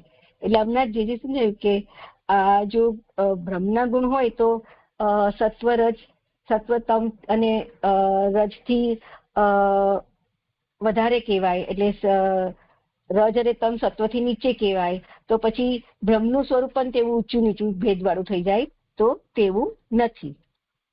કાર્યને લીધે તે ગુણોની જરૂર હોય તેમાં દોષ નથી, કારણ કે એક જ પુરુષ સ્નાન, ભોજન અને અંતઃપુરના કાર્ય કરતો જોવામાં આવે છે. અહીં હવે ઉદાહરણથી સમજાવે છે કે કોઈ એક પુરુષ એટલે કે વ્યક્તિ અલગ અલગ કાર્ય કરતો હોય, સ્નાન, ભોજન, અંતઃપુરના કાર્ય, તો તેનું રૂપ અલગ અલગ હોય, પણ તે સ્વરૂપ તો તે એક જ વ્યક્તિ છે. તેવી રીતે બ્રહ્મ પણ અહીંયા પ્રકૃતિના અલગ અલગ ગુણોથી જોડાઈને એટલે કે કાર્ય માટે, એટલે સત્વથી સ્થિતિ માટે એટલે વિષ્ણુ રૂપે પ્રગટ થાય છે, રજથી ઉત્પત્તિ માટે એટલે કે બ્રહ્મા રૂપે, અને લય માટે શિવ રૂપે, એટલે આવી રીતે ગુણા અવતાર તેમાં થાય છે, અને તેમાં કોઈ પણ પ્રકારનો દોષ નથી. હવે આગળ બીજી રીતે વાત કરે છે અહીંયા, અને જે અહીંયા જે ચોથા નંબરની જે આવી ને કે નિર્ગુણના 3 ગુણો છે, એમાં બ્રહ્મના ગુણો બીજા સ્કંદમાં કહેવાના છે, તો એ વિશે પણ મને ખબર નથી. જે પછી આપ કૃપા કરીને જણાવજો શું છે. એટલે આ જે 3 ગુણો છે એ નિર્ગુણસ્ય ગુણાશ્રયમ એવું આગળ આવશે. અહીંયા એ વાતને નથી સમજવાની. અહીંયા જો આજ્ઞા કરી રહ્યા છે કે સત્વમ રજસ્તમ ઇતિ પ્રકૃતિર ગુણાહ, આ બધા પ્રકૃતિના ગુણો છે. એટલે આ 3 ગુણોને બ્રહ્મના ગુણો નથી સમજવાના. એના માટે બહુ જ સ્પષ્ટતાથી પ્રકૃતિ શબ્દનો પ્રયોગ કર્યો છે. કેમ કે જો બ્રહ્મના ગુણો માનો તો બ્રહ્મે સાત્વિક રાજસ તામસ ગુણોને પ્રકટ કર્યા, તો બ્રહ્મના 3 ગુણો હોવાથી બ્રહ્મની અંદર પણ એ જાતની વિષમતા આવી જશે. પણ કાર્યવશાત આ ગુણો છે એનાથી યુક્ત યદિ થાય છે બ્રહ્મ, તો પછી એ તારતમ્ય પણ ઉપપન્ન થઈ જશે અને એમાં બ્રહ્મમાં દોષ નહીં આવે. જેનું ઉદાહરણ આપ્યું કે સ્નાન, ભોજન અને અંતઃપુરના કાર્ય, એ રીતે એક જ વ્યક્તિના 3 કાર્યવશાત 3 જુદા જુદા સ્વરૂપો વિચારી શકાય છે ને એમાં કોઈ વિરોધ નથી. એવી રીતે ઉત્પત્તિ, સ્થિતિ, લય માટે આ 3 ગુણો સાથેનો જે સંબંધ છે એ બ્રહ્મે સ્વીકાર કર્યો છે, પણ એ ગુણો બ્રહ્મના નથી પણ પ્રકૃતિના છે. હા જી, બહુ સુંદર થયું, એકદમ મસ્ત ક્લિયર થયું. આગળ લઉં છું. જે પુરુષ 3 ગુણવાળો છે, તેમાં 5મા નંબરની ફૂટનોટ છે પુરુષ પર, કે ચૈતન્યના સ્વરૂપમાં ભેદ થાય એમ માનનારા આ શંકા કરે છે. પુરુષ એટલે શરીર વાળો, તેથી ગુરુની પ્રેરણાથી જુદું જુદું કાર્ય કરે તે સંભવે છે. બ્રહ્મા પણ તેવું હોય તો બીજા ગુણોની પરંપરા અનવસ્થા દોષ થાય, અને તેથી કોઈકમાં ગુણનો સંબંધ કુદરતી હોવાનું કહેવું જોઈએ. તેમ હોય તો સ્વરૂપમાં પણ ભેદ થાય. એમ કહો તો વિષયમાં ઘણા વાદીઓ જુદું જુદું કહે છે. એટલે કે ચૈતન્યના જે ભેદ દેખાય છે તે માનનારા એમ કહે છે કે પુરુષ 3 ગુણવાળો છે, જે ગુણોની પ્રેરણાથી જુદું જુદું કાર્ય કરે છે. તો પછી ગુણો તો જળ છે, તો તેને પ્રેરણા આપનાર બીજું કોઈ તત્વ માનવાનું, અને આવી રીતે ગુણોની પરંપરાથી અનવસ્થા દોષ થાય. તેથી અહીંયા એમ કહે છે કે એવું નહીં માનવાનું, પરંતુ તે ગુણોના સંબંધ, જે સંબંધ છે એ કુદરતી છે.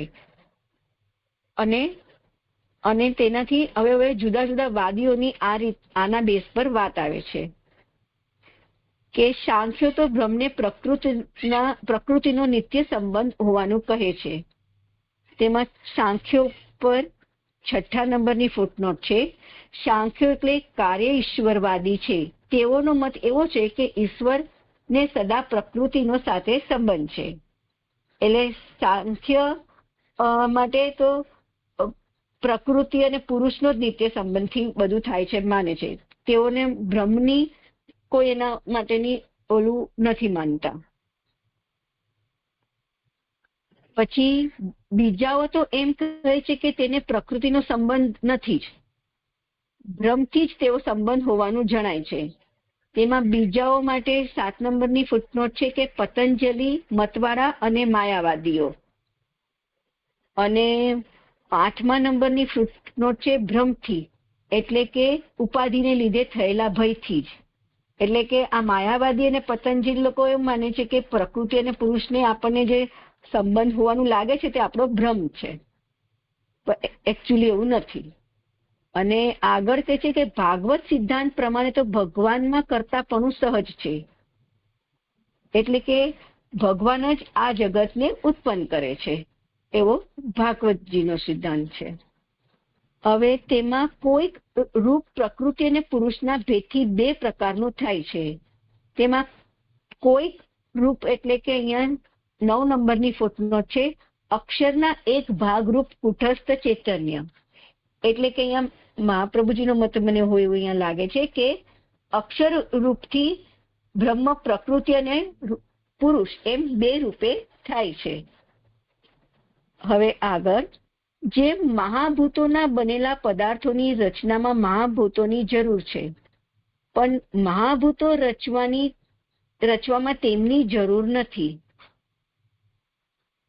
એટલે જેમમાં છે ફૂટનોટ કે પ્રકૃતિ અને પુરુષ વિના કાર્ય થતું જોવામાં આવતું નથી, તેથી સાધનરૂપ તે બે વિના તે બનાવી શકાય નહીં. તેથી 2 નિત્ય હોવાનું માનવું જોઈએ. તેથી સાંખ્ય મત યોગ્ય છે. જો ભ્રમથી તેમનો સંબંધ થવાનું માનો તો માયાવાદીનો મત યોગ્ય છે. એવી શંકા દૂર કરવા આ દ્રષ્ટાંત કહેલું છે કે પ્રકૃતિ, પુરુષ અને પ્રકૃતિ વિના તે બે બનાવાય છે એમ આ દ્રષ્ટાંતથી કહે છે. એટલે કે આપણું જે જગત છે તે આ પ્રકૃતિ અને પુરુષના સંબંધથી થાય છે, પણ તેમાં જે અક્ષરરૂપ બ્રહ્મ છે એમના એક ભાગરૂપથી થાય છે. એટલે મૂળ તો બ્રહ્મનું જે એક સ્વરૂપ છે અક્ષર બ્રહ્મ તેમાંથી થાય છે. પણ અહીંયા આગળ કહે છે કે મહાભૂતોને રચવા માટે એમની જરૂર છે, પણ મહાભૂતોને બનાવવા એમની જરૂર નથી. તે રીતે પ્રકૃતિને બનાવવા, પ્રકૃતિના પદાર્થોને રચવા માટે પ્રકૃતિની જરૂર છે, પણ પ્રકૃતિને બનાવવા માટે જરૂર નથી. તે 11મી ફૂટનોટમાં કહે છે કે પણ પ્રકૃતિને પુરુષ રચવા તેમની જરૂર નથી, તે અધ્યાહાર છે. આગળ આટલાથી સ્વરૂપમાં ભેદો અથવા દોષો થવાનું સંભવતું નથી. તેથી એક જ પુરુષ આ જગતના ઉત્પત્તિ, સ્થિતિ અને પ્રલય કરવા માટે 3 ગુણો ધારણ કરનાર બ્રહ્મરૂપ થયેલ પર પુરુષ જ સર્વ દ્વંદ સમાસ વિકલ્પથી એક જેવો થાય છે. એ નિયમ પ્રમાણે હરિ, બ્રહ્મા અને હર એવા 3 નામ ધારણ કરે છે. આટલાથી એટલે કે એ બે ઉત્પન્ન થયા પછી તેમના સંબંધથી, એટલે કે જગત, પ્રકૃતિ અને પુરુષ ઉત્પન્ન થયા પછી તેમના સંબંધથી. અને જે 3 એટલે ઉત્પત્તિ, સ્થિતિ અને લય એ પ્રકૃતિના 3 જે આપણે હમણાં આગળ જોયું કે એના માટે આ 3 રૂપ ધારણ કરેલા છે. એટલે કે સ્થિતિ માટે સત્વગુણ એટલે કે હરિ વિષ્ણુ તરીકે,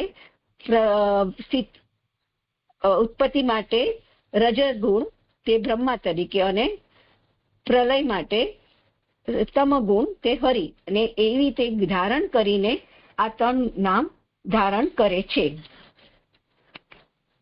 અથવા પાણીની 7:1:39 પ્રમાણે પ્રથમા વિભક્તિના પ્રત્યયનો લોપ થયો છે. અથવા દ્વંદ સમાસના અંતે મુકાયેલા ઇતિ શબ્દોનો દ્વંદના સર્વ શબ્દો સાથે સંબંધ રહે છે. નામ માત્ર સ્વરૂપરૂપ હોવાથી જેમ દેવદત્તેથી દેવદત્ત એવું નામ છે તેની પેઠે પ્રત્યય મુકાતો નથી. વળી ઇતિ એવા શબ્દોનો અર્થ પ્રકાર થાય છે. તેથી એકના બીજાના પણ ઘણા નામો છે એવો અર્થ છે. જે મને આ વ્યાકરણ તો સમજાતું નથી, ક્ષમા કરજો, પણ એટલું સમજાય છે કે આ બ્રહ્મ કાર્ય કરવા માટે 3 રૂપ ધારણ કરે છે. અને બ્રહ્મ તે કાર્યમાં એટલે કે જગતમાં જે દોષ દેખાય તે બ્રહ્મમાં નથી, પણ જગતના જ છે. એટલે કે કાર્ય માટે કારણની જરૂર છે, પણ કારણને પોતાની માટે તેની પોતાની જરૂર નથી, પણ એ બધું બ્રહ્મના અક્ષર બ્રહ્મમાંથી જ થયેલ પ્રગટ થયેલ છે. એટલું જે સમજાય છે. જે હમણાં કરશું કે આગળ લઉં? નહીં, આમાં હરિવિરંચી હરેતી એવું જે કહ્યું છે તો એમાં પ્રશ્ન એ છે કે જે ઇતિ જે છે એ અંતમાં આવી રહ્યું છે, તો એને કેમ સમજવું? તો 2 રીતે સમજાવ્યું છે કે હરિ ઇતિ, વિરંચી ઇતિ અને હર ઇતિ. આમ 3 એની સંજ્ઞા થાય છે એ જ બ્રહ્મની. અને બીજું એ છે કે ઉત્પત્તિ, સ્થિતિ, લય માટે બ્રહ્મે હરિ પ્રકારથી ઇતિનો એક અર્થ પ્રકાર પણ થાય છે. તો હરિ પ્રકારે, વિરંચી પ્રકારે અને હર પ્રકારે રૂપો ધારણ કર્યા છે.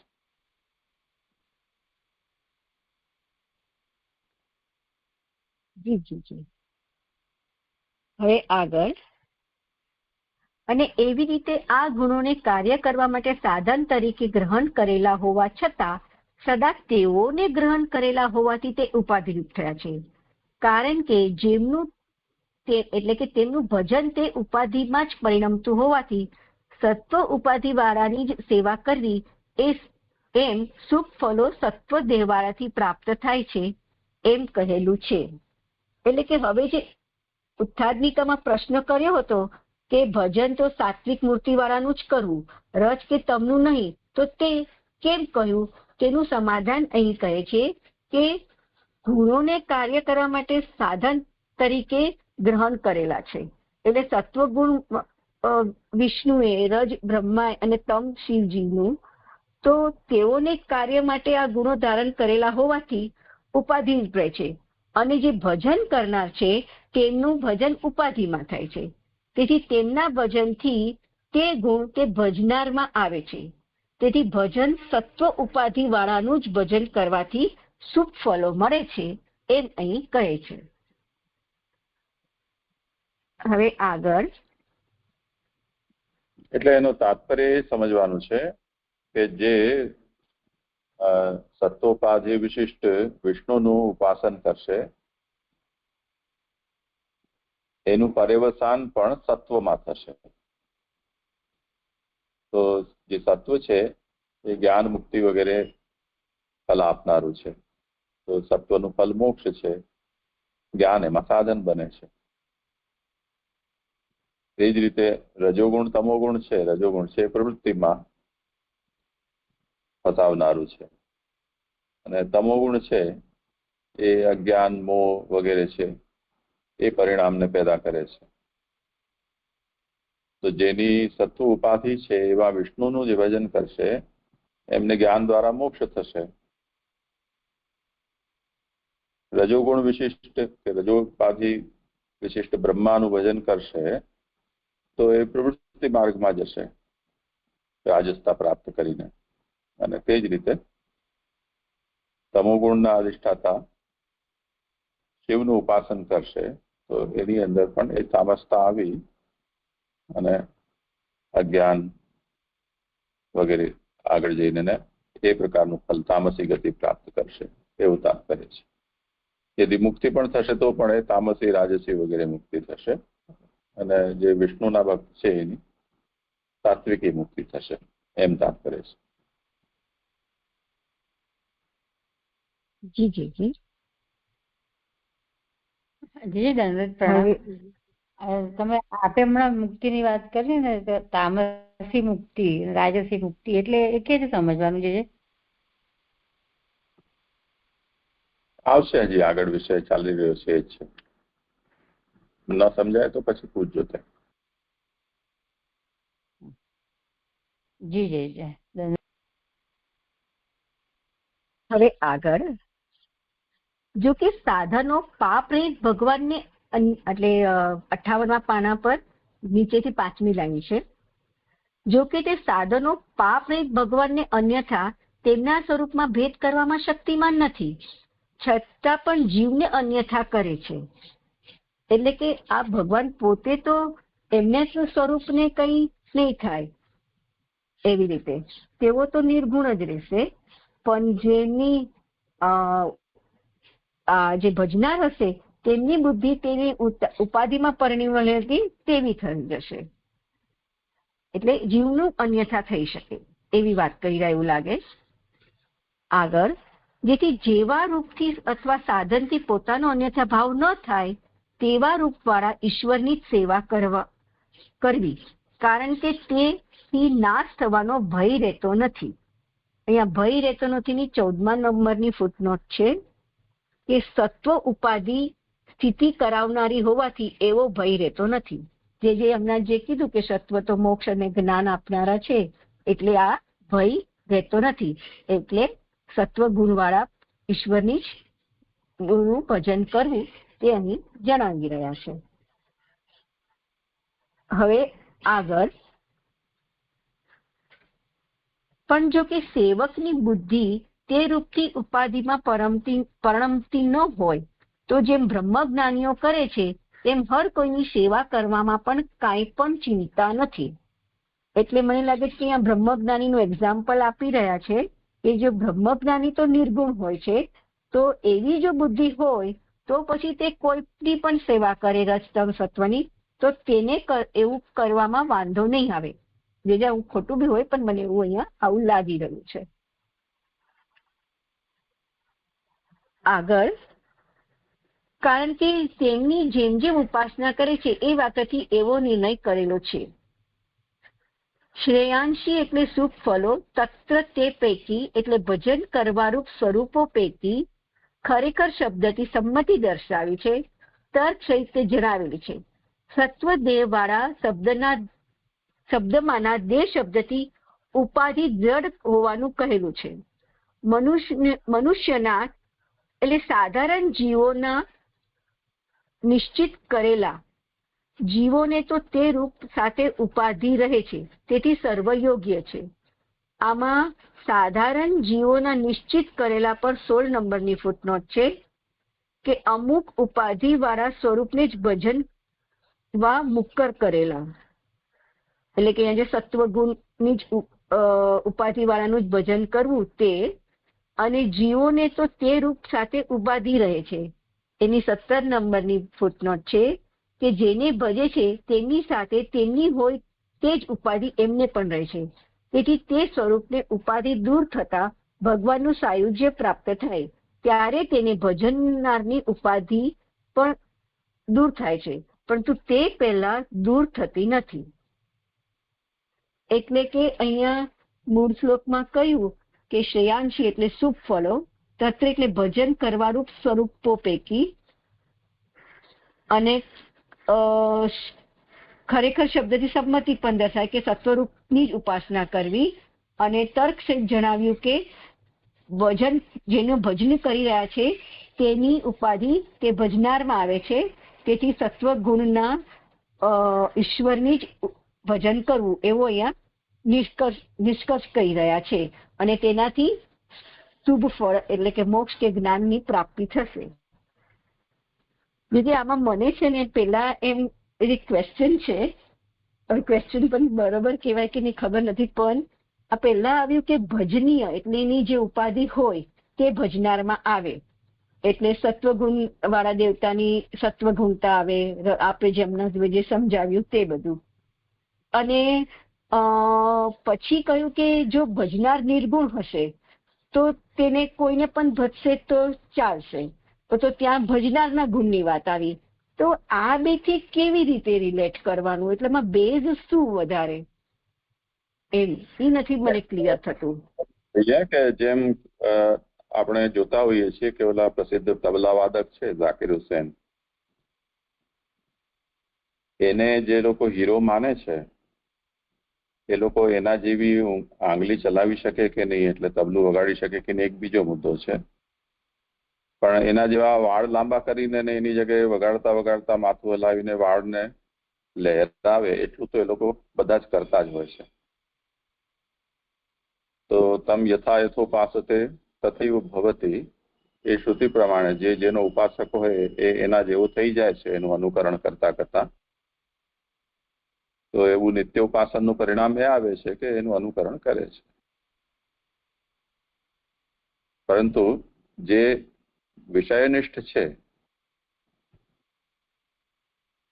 મતલબ કલાનો ઉપાસક છે, વ્યક્તિનો ઉપાસક નથી, તો પછી એ વ્યક્તિની અંદર જે કલાના ગુણો છે એને જ ગ્રહણ કરશે, એમાં પછી એના બીજા જે ગુણો છે એ એને પ્રભાવિત નહીં કરે.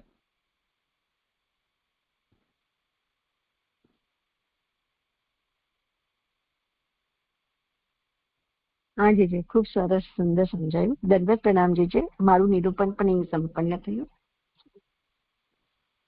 આગળ જેમનો વારો હોય.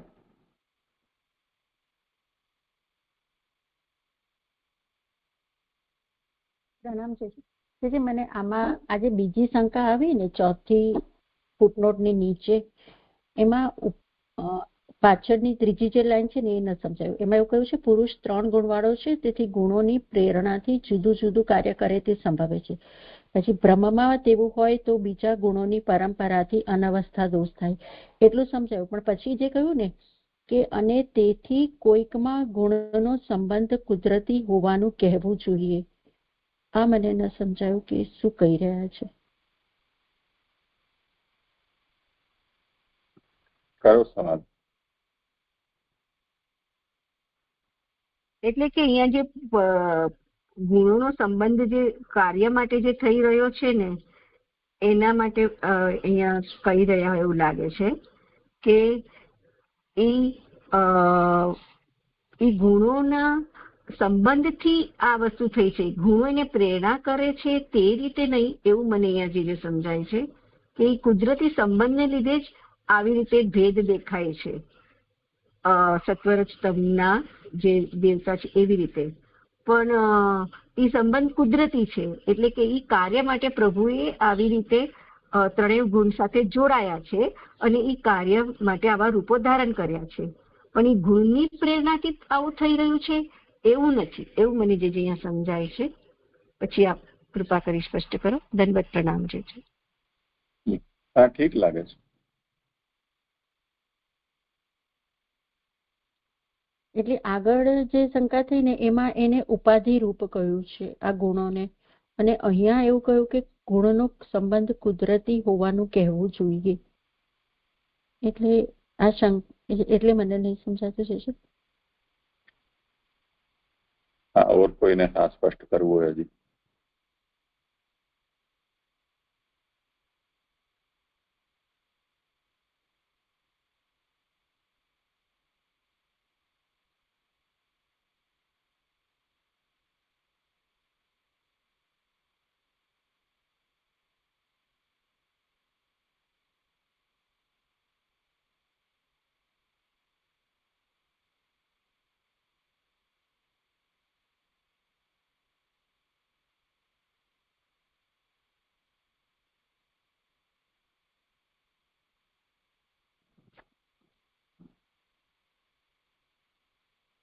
પરપુરુષનો સંબંધ આ ત્રણ ગુણો સાથે કર્યો અને આ ત્રણ કાર્યો બ્રહ્મા વિષ્ણુ શિવ રૂપથી જે કરે છે એ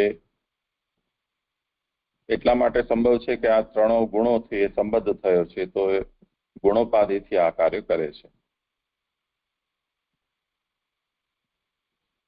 તો પ્રશ્ન એ થશે કે આ જે ગુણો છે એ યદિ આ કાર્ય કરવા માટે પ્રેરિત કરતા હોય તો ગુણોને પ્રેરણા કોણ આપે છે? એટલે ગુણોની અંદર કંઈક એવું આપણને ફરીથી એનો સંબંધ સ્વીકારવો પડશે, અને જો એવું જો સ્વીકારીએ તો પછી સત્વગુણાધિષ્ઠાતા કે રજોતમો ગુણાધિષ્ઠાત છે એના સ્વરૂપમાં પણ ભેદ આપણને સ્વીકારવો પડે. આ આશંકા છે. એટલે પ્રેરણા આપનાર કોઈ. એમાં એનું સમાધાન આપ્યું કે એવું માનવું આવશ્યક નથી કે જે ભૌતિક વસ્તુ છે એના માટે મહાભૂતોની જરૂર છે, પણ મહાભૂતોના માટે ફરી પાછી બીજા કોઈ મહાભૂતના વિચારો તો અનવસ્થા થાય, એટલે એવું માનવું આવશ્યક નથી. હા, થયું. પ્રણામ છે. હા, શરદ બાબા પ્રણામ. હજી મને એ ન થયું કે પુરુષ 3 ગુણ વાળો છે, પ્રકૃતિ 3 ગુણો વાળી છે, તો અહીં પુરુષ 3 ગુણ વાળો છે, તેથી ગુણોની પ્રેરણાથી જુદું જુદું કાર્ય કરે તે સંભવે છે. એટલું મને થતું નથી. શરદ બાબા પ્રણામ.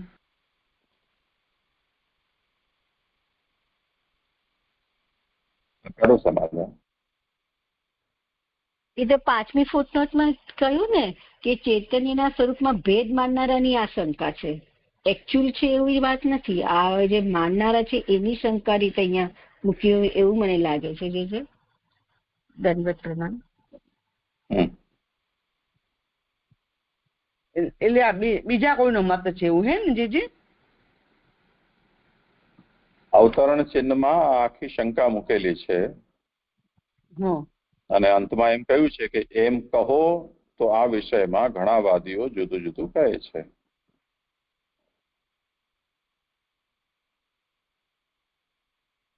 સમજાયું છે માનનારાઓ છે આવું કોઈ અવતરણ ચિહ્ન છે. બરાબર, ભલે છે.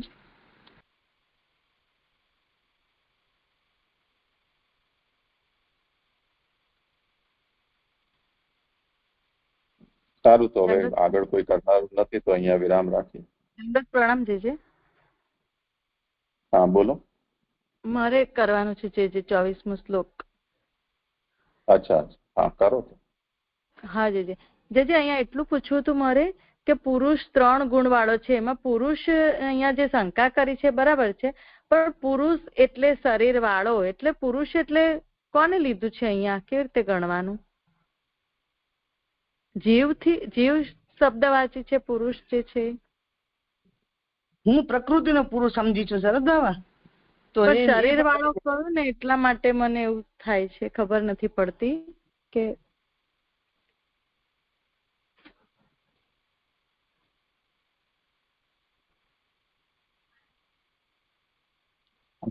તેમને સમાધાન કરવું હોય.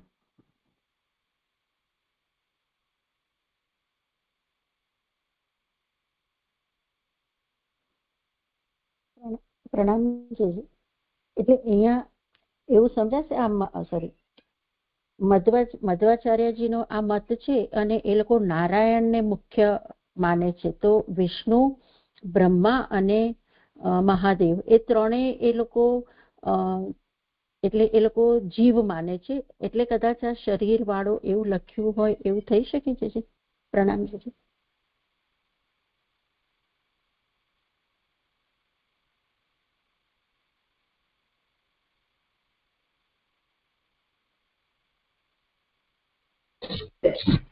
હા, દંડવત પ્રણામ જીજે. અહીંયા મને શરીર વાળાથી એવું સમજાય છે કે જે પ્રકૃતિના ગુણો એના સંબંધથી જોડાયો ને એટલે એને પ્રાકૃત ગુણોના સંબંધથી જોડાયેલો હોવાને કારણે એને અહીંયા શરીર વાળો કયો હોય ને એવું જે મને સમજાય છે. પ્રણામ જીજે. પણ આ પુરુષ પ્રકૃતિના સંબંધ વાળો છે ને એમ. હા, એટલે એ જ અર્થમાં ને કે સંબંધથી થયો છે એટલે એને પ્રાકૃત કહ્યો ને પ્રાકૃત છે તો એને શરીર વાળો કહ્યો છે. પ્રાકૃતના અર્થમાં એને શરીર વાળો, આપણા એવા પંચ મહાભૂતોના શરીર વાળો એવું અહીંયા તાત્પર્ય નથી લાગી રહ્યું. એટલે આવું મને પ્રણામ જીજે.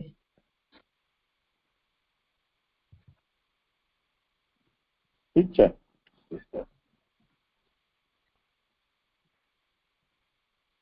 એટલે જે આમાં આગળ પણ કહેલું છે ને કે ગુણોની પ્રેરણાથી એ જુદું જુદું કાર્ય કરે તે સંભવે છે. બ્રહ્મમાં પણ તેવું હોય તો બીજા ગુણોની પરંપરાથી અનવસ્થા દોષ થાય. એટલે હું એને એવી રીતે સમજી હતી જયારે કર્યો ત્યારે કે પુરુષ 3 ગુણ વાળો છે. એટલે કે જીવ સંબંધી જ મને તો સમજાયું હતું. અને ગુણોની પ્રેરણાથી જે અલગ અલગ કાર્ય કરે છે. જો બ્રહ્મમાં પણ એવું, કેમ કે બ્રહ્મ પણ જો સાત્વિક રાજસ તામસ ગુણોથી કાર્યરત થતો હોય તો પછી એમાં તો પછી આવો ઊંચ નીચ બ્રહ્મમાં પણ આવો દોષ થઈ જાય એવું કંઈક મને સમજાયું હતું. જે એટલે પૂછી રહી છું. આપ મને ખબર નથી પડતી જે હવે.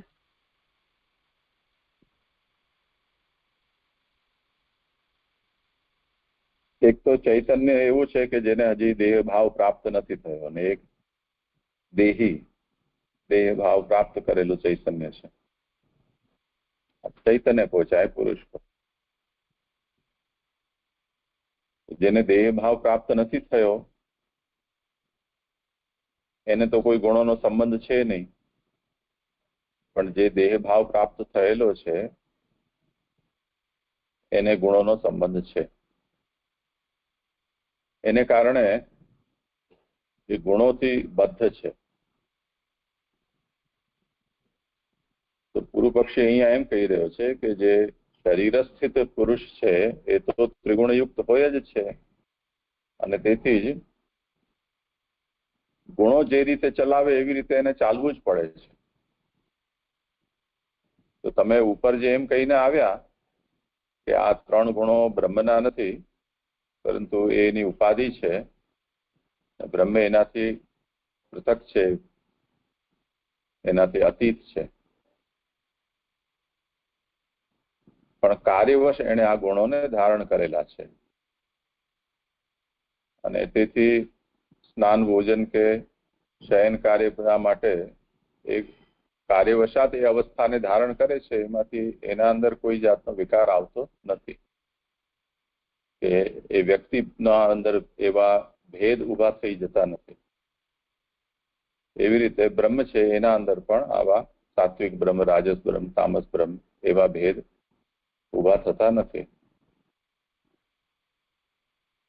તો એના સામે આ એમ કહી રહ્યા છે કે એવી રીતે થાય છે કે જ્યારે દેહને ધારણ કરે છે તે વખતે તો એ દેહ ગુણાત્મક હોય છે અને તેથી ગુણના અનુસાર એ દેહને કાર્ય કરવું પડે છે. તો તમે જે વાત કહી રહ્યા છો એની વ્યાખ્યા આ રીતે પણ કરી શકાય છે.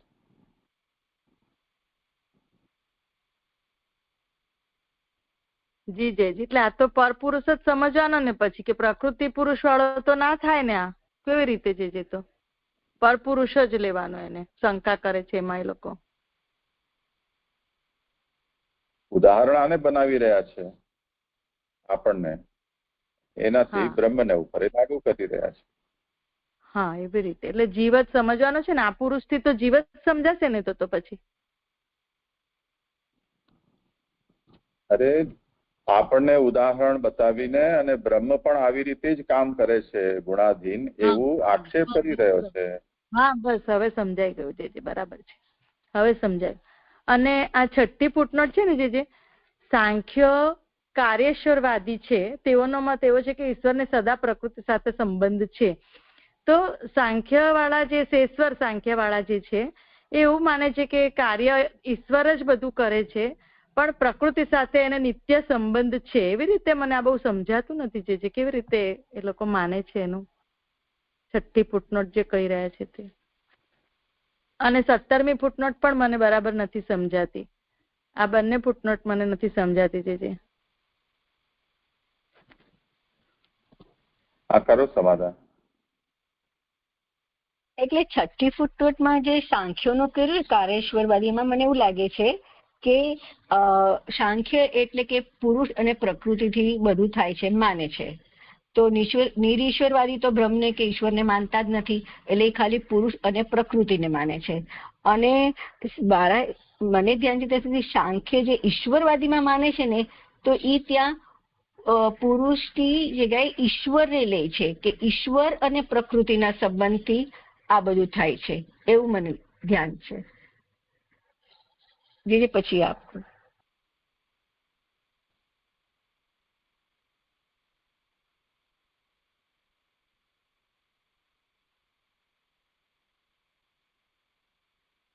સાંખ્યનો જે એ જ સિદ્ધાંત છે આમાં કે પ્રકૃતિ સાથે નિત્ય સંબંધ છે, તેવો જે ચૈતન્ય છે એને જ ઈશ્વર કહેવાય છે.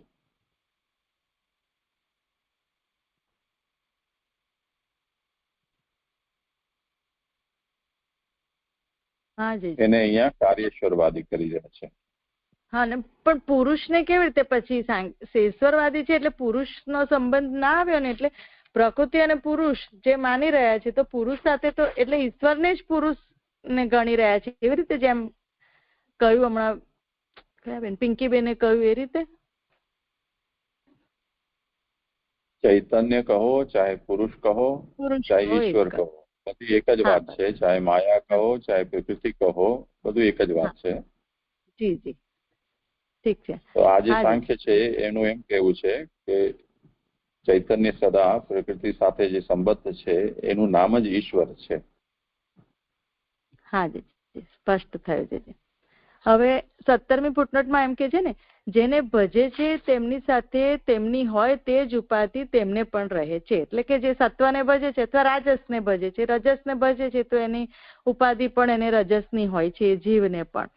તેથી તે સ્વરૂપને ઉપાધિ દૂર થતા ભગવાનનું સાયુજ્ય પ્રાપ્ત થાય.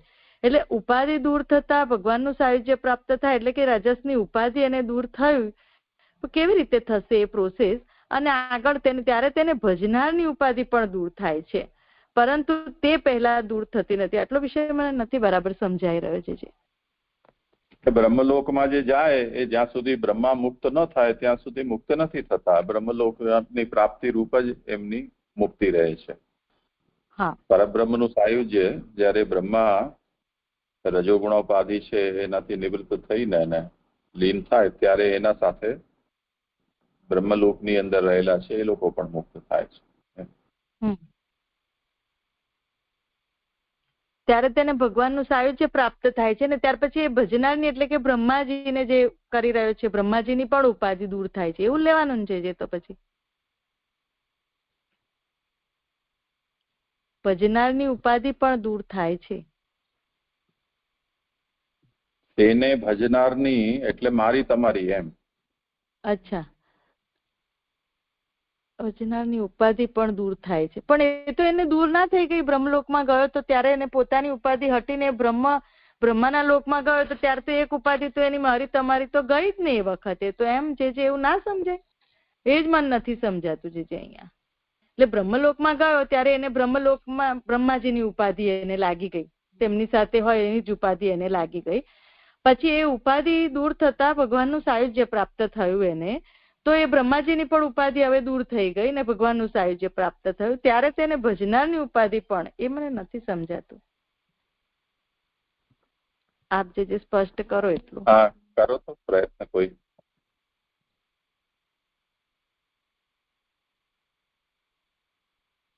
પ્રણામ છે.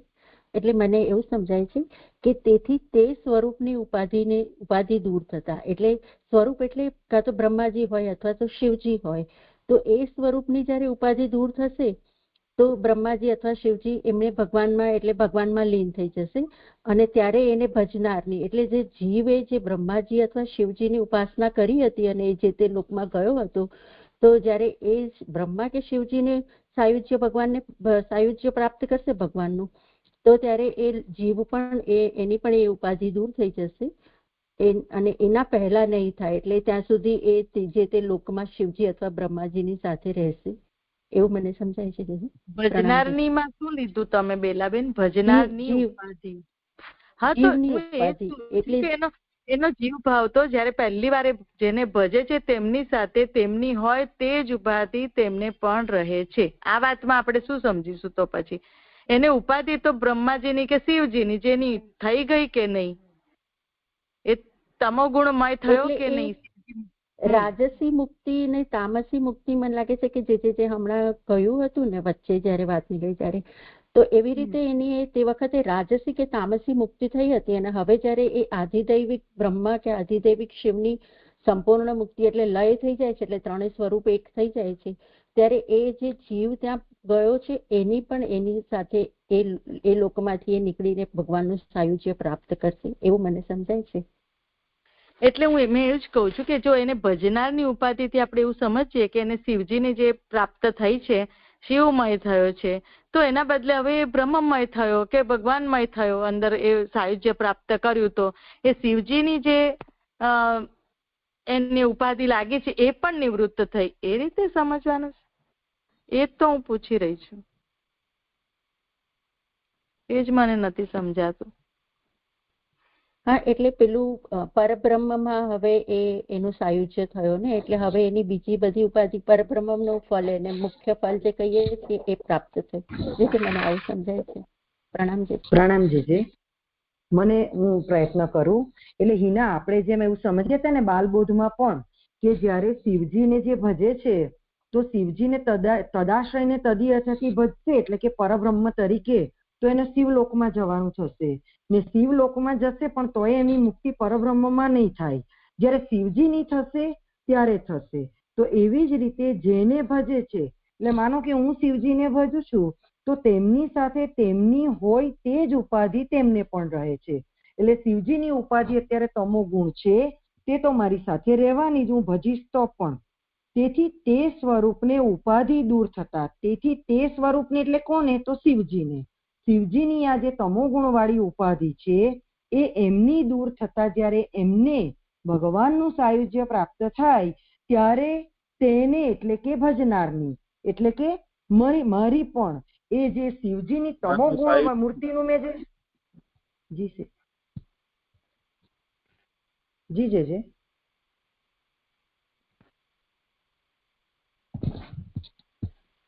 ત્યારે તેને ભજનારની ઉપાધિ પણ દૂર થાય છે. એટલે કે હું શિવજીને ભજી રહી છું તો મારું શિવજીની પહેલા ઉપાધિ ગઈ, ત્યારે ભગવાનનું સાયુજ્ય એમાં થયું ને હવે મને પણ એ શિવજીની જે તમોગુણ વાળી ઉપાધિ છે એ પણ મારી દૂર થઈ ગઈ. એ પહેલા તો દૂર થતી નથી, એ અર્થમાં જે મને સમજાય છે. પ્રણામ જે. હા, એટલે એવું જ હું પૂછી રહી છું કે એની જે શિવજી વાળી જે ઉપાધિ એને શિવજીની થઈ છે, તમોગુણની ઉપાધિ દૂર થાય છે, એવું જ સમજવાનું ને? એવું જ પૂછી રહી છું. હા, કારણ કે ઉપાધિ કહ્યું ને, જેમનું ભજન તે ઉપાધિમાં જ પરિણમતું હોવાથી, તો જે આપણને સમજાયું ને હમણાં જ કે જો તમોગુણ વાળા તને તો તમસ ગતિ જ થશે, એની રાજસ તો રાજસ ગતિ થશે. જ્યાં સુધી એમની ઉપાધિ ભગવાનમાં ના પ્રાપ્ત કરે ત્યાં સુધી એ ભજનાની પણ એ ઉપાધિ તો રહેવાની જ નહીં. જયારે એમની થશે ત્યારે આ પણ નિર્ગુણ થશે. એ અર્થમાં જે આટલો પ્રયત્ન કર્યો છે. જે પ્રણામ જે. હા, ઠીક છે. ને હા જે મારું મ્યુટ નથી થતું મારાથી. હા જે. તો અને બીજું એક જે અહીંયા શ્લોકમાં જે છે કે નામ માત્ર સ્વરૂપ રૂપ હોવાથી જેમ દેવદત્ત ઇતિ, દેવદત્ત એવું નામ છે તેની પેઠે પ્રત્યય મુકાતો નથી. વળી ઇતિ એવા શબ્દનો અર્થ પ્રકાર થાય છે, તેથી એકના બીજા પણ ઘણા નામો છે એવો અર્થ થયો. આખું સમજાતું નથી કે સ્વરૂપ રૂપ હોવાથી જેમ દેવદત્ત, એથી શું સમજાવી રહ્યા છે જે? હા, પ્રયત્ન કરો જેમને સ્ફુરિત થતું હોય તો.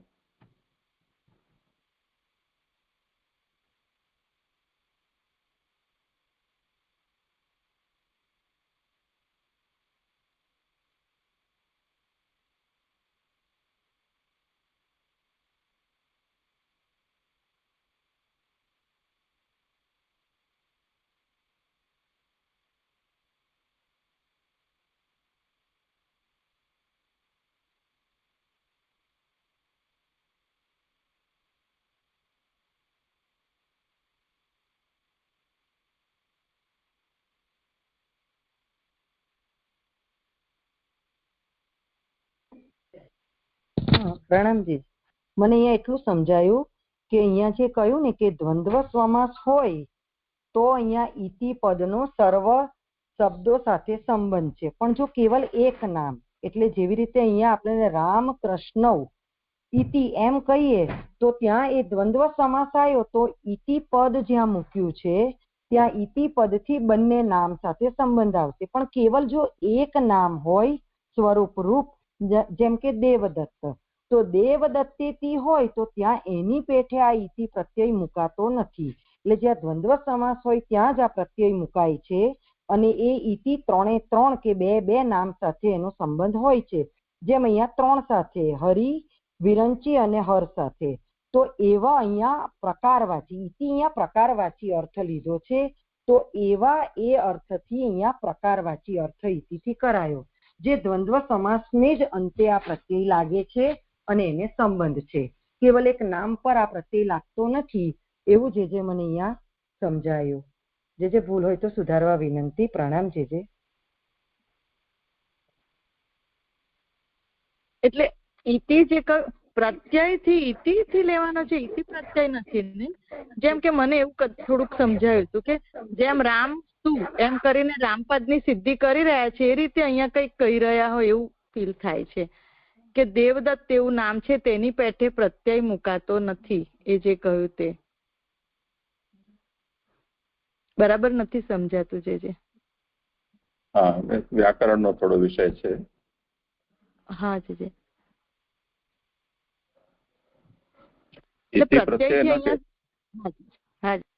અહીંયા હરિ, વિરંચી, હર આ બધા જે સંજ્ઞાનો પ્રયોગ કર્યો છે એ સંજ્ઞા સાથે કોઈ વિભક્તિ પ્રત્યય જોડાયા નથી. તો શા માટે નથી જોડાયા? તો એના માટે આ વ્યવસ્થા બતાવી છે વ્યાકરણ. આ બધી સંજ્ઞાઓ છે અને સુપામ, સુલુગ અને લુગવા આ જે સૂત્રો છે તેનાથી અહીંયા સંજ્ઞા જે છે કેવલ સ્વરૂપ પાત્ર પરિચાયક હોવાથી ત્યાં પ્રત્યયની ઉત્પત્તિ થતી નથી. એટલે હરિ, હરિ, હરય કે હરિ વિરંચીમાં હર આવે તો ત્યાં એના કોઈ પણ વિભક્તિ પ્રત્યયો લગાવ્યા નથી. જેવી રીતે દેવદત્ત ઇતિ સંજ્ઞા. આનાથી જો સમજાશે તો સમજાશે, નહીં સમજાય તો નહીં સમજાય. હા જી સમજાયું, બરાબર છે જી, હવે સમજાઈ ગયું. હા, હવે કરું ને જે આગળ? એક મિનિટ ઈનાબેન, એક જ મિનિટ. હા, પ્રણામ જે મને હજુ આજે 17મી ફૂટનોટમાં વાત થઈ ને, તો અહીંયા જે 58 પેજમાં જે છેલ્લી 2 લાઈન લખી છે ને કે પણ જો સેવકની બુદ્ધિ તે રૂપની ઉપાધિમાં પરિણમતી ન હોય તો જેમ બ્રહ્મજ્ઞાનીઓ કરે છે તેમ હર કોઈની સેવા કરવામાં પણ કાંઈ પણ ચિંતા નથી.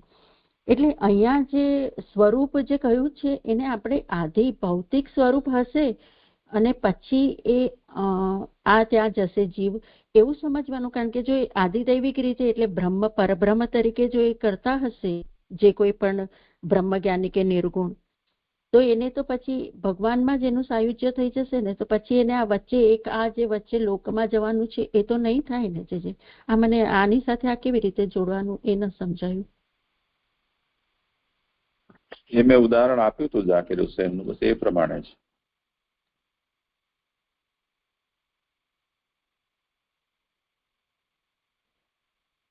જી જી. અને અહીંયા જે કહ્યું ને કે તેથી તે સ્વરૂપને ઉપાધિ દૂર થતા, તો એ સ્વરૂપ જે આપણે લઈશું તે આધિ ભૌતિક સ્વરૂપ લઈશું, કારણ કે જો એ આધિ દૈવિક અહીંયા જે બ્રહ્મજ્ઞાનીએ કર્યું એ તો આધિ દૈવિક સ્વરૂપ હશે તો એનું સાયુજ્ય થઈ જશે, પણ જે સ્વરૂપો હશે એ બધા આધિ દૈવિક સ્વરૂપનું જ સાયુજ્ય થશે ને ભગવાનમાં. તો આધિ ભૌતિક સ્વરૂપ તો એઝ ઇટ ઇઝ રહેશે કે બધું એકમાં જ હોય? આ મને હજુ થોડું સમજાતું નથી, કારણ કે આપણે જયારે સ્થાન લીલામાં જોયું હતું ને ત્યારે સ્થાનો બધાના અલગ બતાવેલા છે કે મહાદેવ કૈલાશમાં જે છે આધિ ભૌતિક છે ને એવી રીતે બધા અલગ અલગ સ્વરૂપો પણ બતાવેલા છે.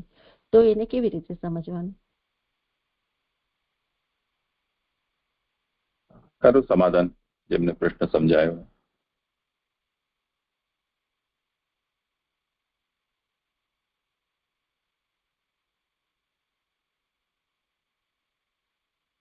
બેલાબેન, તમે જે આધિભૌતિક કહી રહ્યા છો ને, તો આધિભૌતિક તો રહી જ નહીં જાય ને, તો એ શિવલોકમાં કે ક્યાંક એનું જે જ્યાં એ જશે સાયુજ્ય આદિ પ્રાપ્ત કરીને, તો આધિભૌતિક તો અહીંયા છૂટી જશે ને એમનું. આધિભૌતિક ની કેમ વાત આવે છે અહીંયા? એ નથી સમજાતું મને બેલાબેન.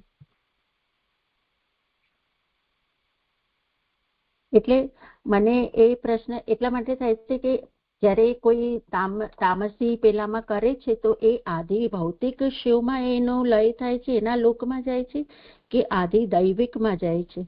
અને જો આધિ ભૌતિકમાં જતો હોય તો પછી એ આપણે સ્થાન લીલામાં એવું જોયું કે આધિ ભૌતિક આધિ દૈવિક એવી રીતે બે અલગ, બ્રહ્માજી અથવા શિવજી બધા અલગ છે એવી રીતે, કારણ કે એમના સ્થાન પણ અલગ બધા દર્શાવેલા છે. તો પછી હા બોલો. એવા આધિ ભૌતિક શિવજીનો તો સાયુજ્ય ભગવાનમાં ન થાય ને, આધિ દૈવિક શિવજી છે એમનું જ સાયુજ્ય થાય ને, એટલે મને આ પ્રશ્ન થયો. આધિ દૈવિકમાં જ થાય, સાયુજ્ય થાય. જેમ કે આપણે બ્રહ્માજીમાં પણ જોયું, હમણાં સાધન પ્રકરણ ફલ પ્રકરણ કર્યું એમાં, કે બ્રહ્માજીના લોકમાં જાય છે તો એ સત્યલોકમાં જ જાય છે જ્યાં આધિ દૈવિક બ્રહ્મા જ રહે છે ને, એ સત્યલોકમાં જ એનું પ્રાપ્ત થાય છે અને બ્રહ્મલોક પણ. તો એ રીતે આધિ દૈવિક જે સ્વરૂપ છે ને એમાં જ આ 5 પ્રકારની જે મુક્તિ આપવાનું જે આપણને બતાવેલું છે એ તો આધિ દૈવિક સ્વરૂપમાં જ છે, ચાહે બ્રહ્માજી હોય શિવજી હોય કે એવી રીતે. તો એ એવી રીતે જ છે કે આધિ દૈવિકમાં જ. એટલે આધિ ભૌતિકની વાત એટલે જ પૂછ્યું મેં તમને કે આધિ ભૌતિકની વાત અહીંયા ક્યાં તમે લઈ રહ્યા છો?